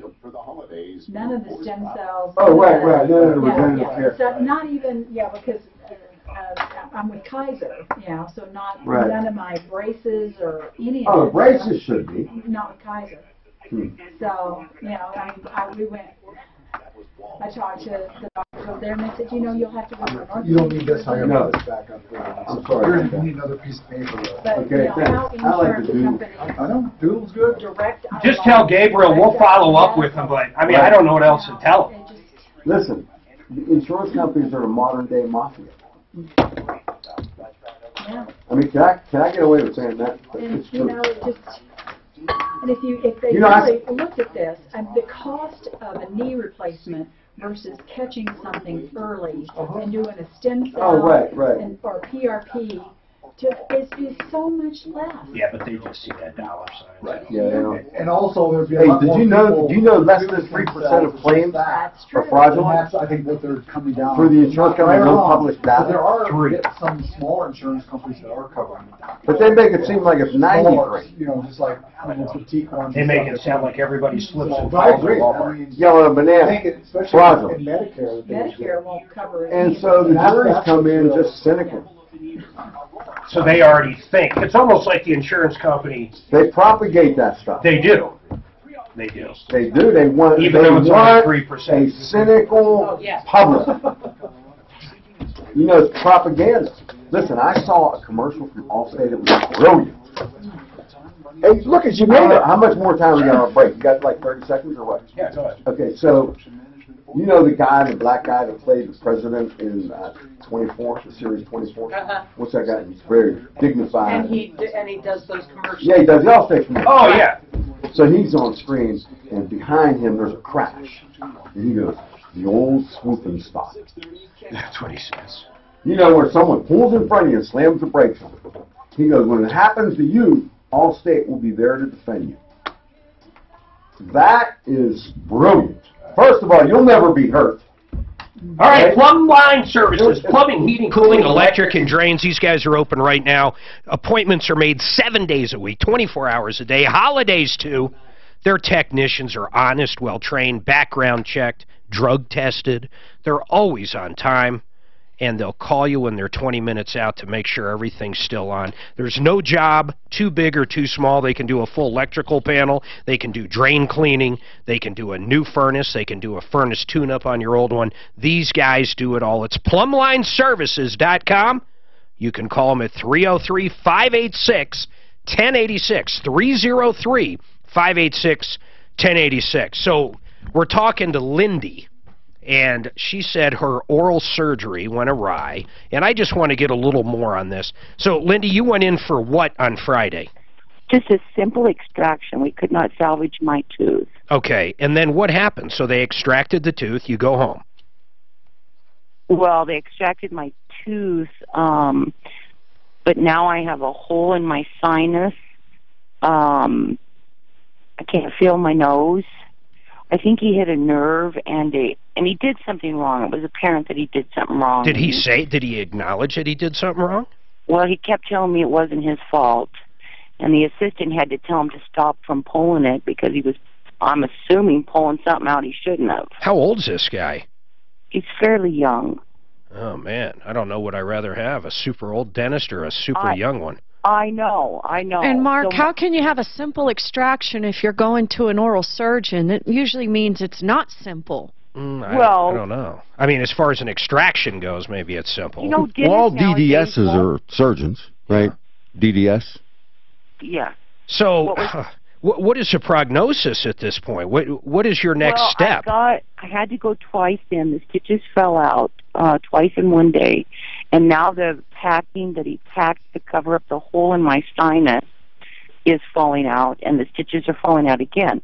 However, I have an appointment on Friday with him to look at it and assess it, I'm assuming, make sure that everything's healing the way he said it's supposed to heal. He did kept telling me it wasn't his fault that, you know, things like this happen. But I'm in a dilemma. Should I, in fact, go back to him? Oh man, if it was me, I'd probably get a second opinion at this point. Well, I mean, but I do know that when people get implants in their upper jaw, okay, sometimes they have to perform a procedure called a sinus lift, where they'll do a bone graft in there because sometimes the sinuses do come down that far. And so an extraction really can open up something to the sinus, particularly if the tooth is not terribly healthy, because then you lose bone density in the area where the tooth is not healthy. Well, let's cut right to it, Lindy. Here's the issue. If you're thinking medical malpractice, first of all, Marco, she has to have another dentist say it is, correct? I mean, isn't that one of the first things with medical malpractice? Right, and one of the reasons that medical malpractice, and in this case dental malpractice, would fall under the same umbrella, are so expensive is because you can't get in-state docs or dentists to testify against another one. Against another one. So you got you know, you're getting an out-of-state doctor. But based on what I heard from you, I'm not, Lindsay, I'm not so sure that maybe it wasn't just an extraction. Well, here's the which other opened thing. Up the, you know, if it does air-weighted sinus. If it does heal, which hopefully it will, and hopefully it and will. do you smoke? There's no damages. Yeah, do you smoke? I do.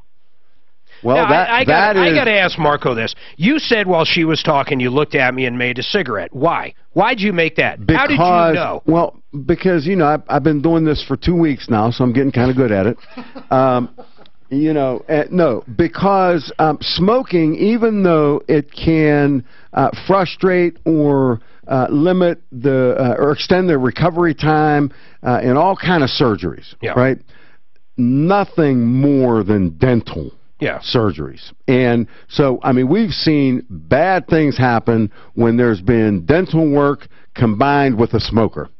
And so it really complicates, it makes it, it's just a bad situation. But doesn't that eggshell theory go for that? No. No, it doesn't. Why is that? Not, because that's not, the eggshell theory is, you know, for people who don't know, is you take a person as you find them if you injure them. So in other words, if I run into you, Marco, and you happen to have just left the hospital with a bad hip, and because I hit you, it's even worse than if I hit someone without a bad hip. That's correct. Too bad, so sad. You're my victim. And that is the eggshell, as you're describing it. But why not on this? Because the condition needs to be something like if someone has osteoarthritis or something that they can't, you know, something that is inherent to them, that they don't contribute negatively, you know, in a negative way to their own health.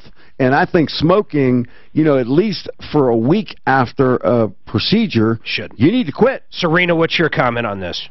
On the tooth, oral surgery, I think you have to sign a disclosure before they even pull a tooth. I think that you take all the responsibilities, and I think that is one of them. Well, Serena, but still, if this guy was a real hack and did nothing right, it wouldn't matter what you signed. That's called an adhesion clause, and it's a contract of adhesion, and those are not enforceable if they're unreasonable in scope. Can I say something? Yeah, go ahead, Lindy. Thanks, Serena. I've really been since then. I've been reading up, and I get everything that you guys are saying. I'd like to say though that during his extraction, it was brutal. It was a tooth that was really hard to take out. I got you. And he was totally engrossed in taking it out. I get you. the assistant had to tell him to stop. She told him twice. Lindy, I got it, but you still, there's a couple things. Once again, I'm not going to revisit this, but first of all, it would be damages. You're not even to the point where you know what those, if this is something that has permanently changed you, you might have damages. If it's something that heals up at some point, you might not. But you're going to have to find, if you're really talking about suing the guy, you're going to have to find another dentist that would say what he did was so bad that it doesn't even fall in the, it has to fall below a reasonable standard of care for other dentists in the community. But now, to answer your actual question, I'd go see someone else. But you know what? When you say it was complicated extraction, that really assists the dentist because, you know, I mean, he's going to say it was complicated. It was a complicated extraction, so you know, required you know, more difficult procedure. She said it was simple at first. Yeah, I don't believe it was a complicated. I think that once I understand. You think he didn't know what he was doing. And I don't even believe that. I think he just was so engrossed. The name of the place was Ouch Dental. Oh, no kidding. Oh, I need their number. No. So you know what my main question is, I guess, now would be, do I go back? Tom Martino always says you got to give the guy a chance to fix it. You know, and I would agree, especially in this circumstance. I think based on what I know about dentistry, and he knows what he did, and it's too early to tell, Lindsay. You don't know what's going on, nor why it's going on. Go to a new one. Well, that's up to you. We didn't live through your hell. I mean, honest to God, the way you describe it, I'd go see another dentist. But that's me. That's my dilemma. Okay. I know, and it's going to cost you money to go see somebody else. But if you get in there and they go, oh, my God, the guy took out your eyeball or something, you know, anything went wrong. Who knows? Yeah, okay. All right? Hey, I hope you feel better, though. You don't sound horrible. And Merry Christmas, and I don't mean to be insensitive. Yeah, that's Marco. Okay. That's okay. Thanks, you guys. I appreciate it. You're welcome. Have a Happy New Year, too. You know, that's your issue. You're insensitive. I'm just kidding. You know what? Listen, I need sensitivity training. No, you don't. I need to get in touch with my feminine side. Oh, man. Here we go. Here we go. I'm sorry. Oh, my goodness. All right, 303-713-8255. We're going to take a quick break. Do I owe you a break, or are we good? Yes? Yes. Okay. Let's do that. We'll be right back. This report is sponsored by Arapahoe Basin. What's that? Political correctness. It's a good thing? No, I'm kind of anti. Wow, Trump made a surprise trip to Iraq. Yep.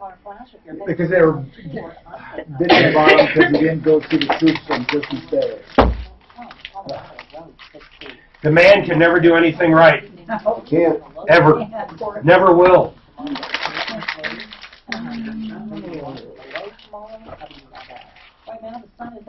You know, I mean, how do you expect him to embrace socialism when he is like the capitalism icon of the world?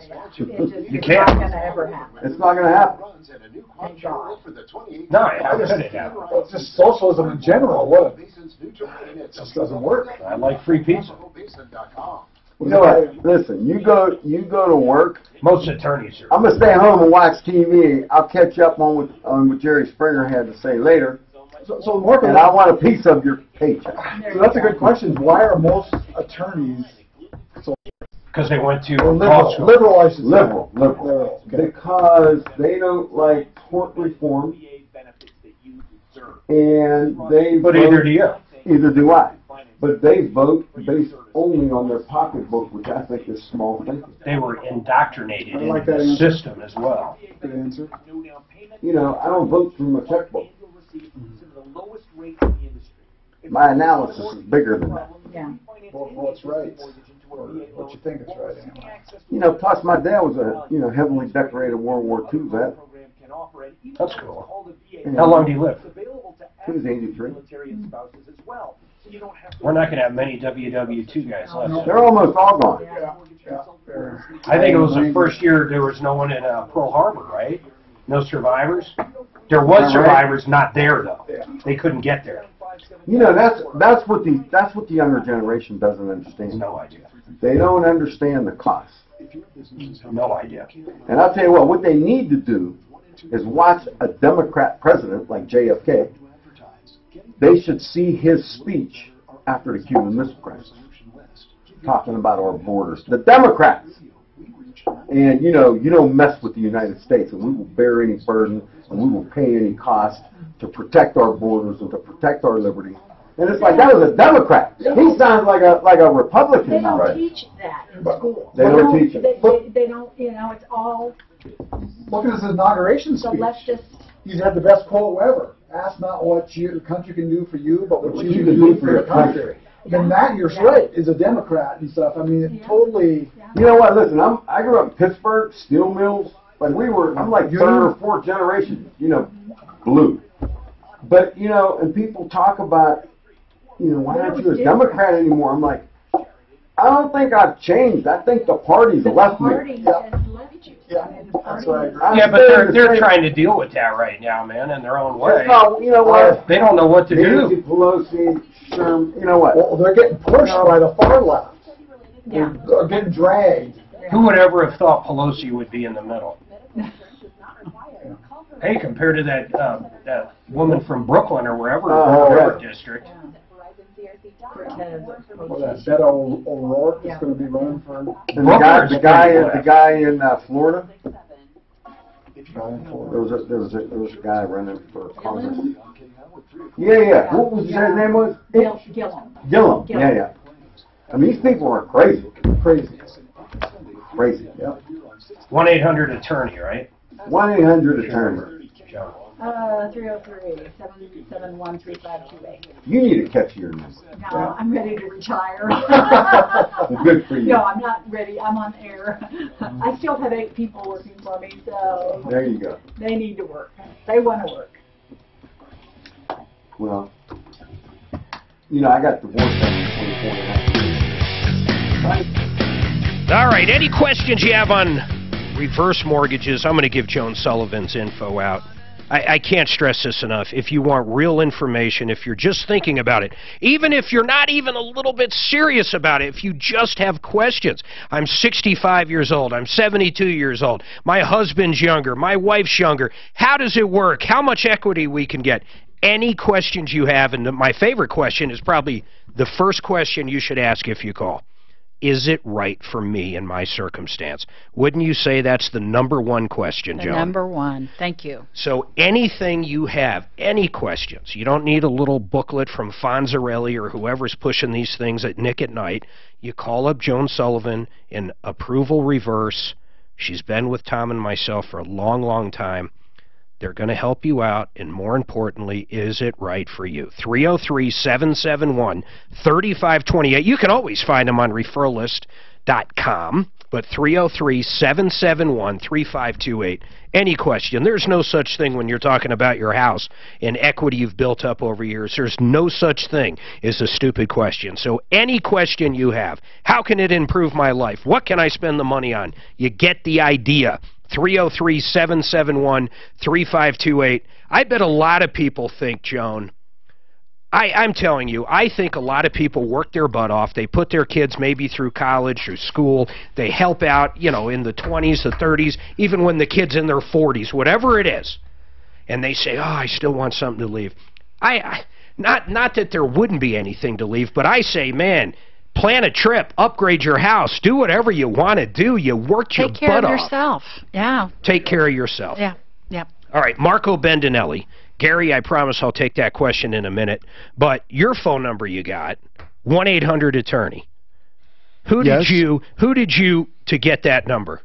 Well, you know what? That's going to have to remain, you know, anonymous. Secret. Anonymous. Okay. But it is our number, 1-800-ATTORNEY. Now, is that only by region? If someone from New Jersey calls that, it does not go to you. That's correct. It's state borders. That's kind of cool. So I own it for the state of Colorado. Well, you lease it. I lease it. Okay. Have you had other attorneys ask about that? I have had other attorneys would request to... Do you have that as a website as well? I do. 1-800-ATTORNEY.com. Yeah. But we are CO, like Colorado, Yeah. colawfirm.com. Okay. Gary, what's going on with you? Hello, is this me? This is you, Gary. Okay, great. So I'm driving. I do not have the medical bill in front of me, but I can give you definitely approximate dates enough to get the point across. Go ahead. It was about September 2016. There was a date of service for someone in my family, wife or son, not sure. We would have paid that bill off in full for sure since then. And then in October or November of 2018, so we're 25, 26 months after the original date of service. Yep. A bill shows up for that service back in 2016 for another couple $100. Man, we hear this all the time. And I'm just wondering, how far out in the future can they send me a bill and I'm still expected to pay it? 6 years, I think, would be pretty close to the right answer. Marco? Okay. Well, you know what? I thought. I don't know what 7 years for contract. So is that a contract? Services, He provided. probably signed something when he went in. But I mean, I would go back and see what the health insurer paid. Listen, they have to provide documents. Okay, they just can't send you a bill without the big. Well, that actually they always do. Yeah. But you can request documents. I want to see the data service. I want to see the medical record, services provided. Did you bill my carrier? What did they pay? And when was I billed the original amount? Do I have a canceled check from September of 2016 that covered the patient responsibility? And who's it from? I mean, is it from the doctor? Is it from the hospital? Is it from the ambulance? It's like, who's the bill from? By the time you're done going to the hospital, you get 4 or 5 different bills. But Gary, I mean, it's simple. It's like what Marco said. You generally you owe it or you don't owe it. You got to figure it out. Okay, so that's fine. I was just curious if there was some, 24 months or something, but you're talking 6, 7 years, so yeah. I will. And it'll end up on your credit. Plus, the right thing to do is figure out whether you owe it or not. That would be the very first thing to do. Yeah. So, that sucks, man. I feel for you. Thanks for the time. You know what kills me? There I am being insensitive again. Here's what kills me You're about saying hospitals. It sucks for you. I'm going, hey, if you owe it, pay it. Here's what sucks about hospitals. You realize, depending on the insurance, is how much they pay. They'll negotiate with Kaiser one price, Medicare another price, Aetna another price. Medicaid. The same thing could be different depending on who you are and who your carrier is. Right. Balance billing is a real problem these days. All right, folks, we'll be back tomorrow, 303-713-8255. Marco Bendinelli, thank you. Joan Sullivan, My pleasure. You guys have a happy new year. My name's Mark Major, and this is the Troubleshooter Network. I'm going to play I was hoping Paul would have used that Kennedy line in his inauguration speech. You know what? Listen, but Trump made a mistake. He made a few mistakes. I agree. Because you know what I did? One of the reasons I love Kennedy, well, my mother loved Kennedy. Well, he was young. She cried. She cried for a week and a half when he. Joe Kennedy. I did. But Bring him down.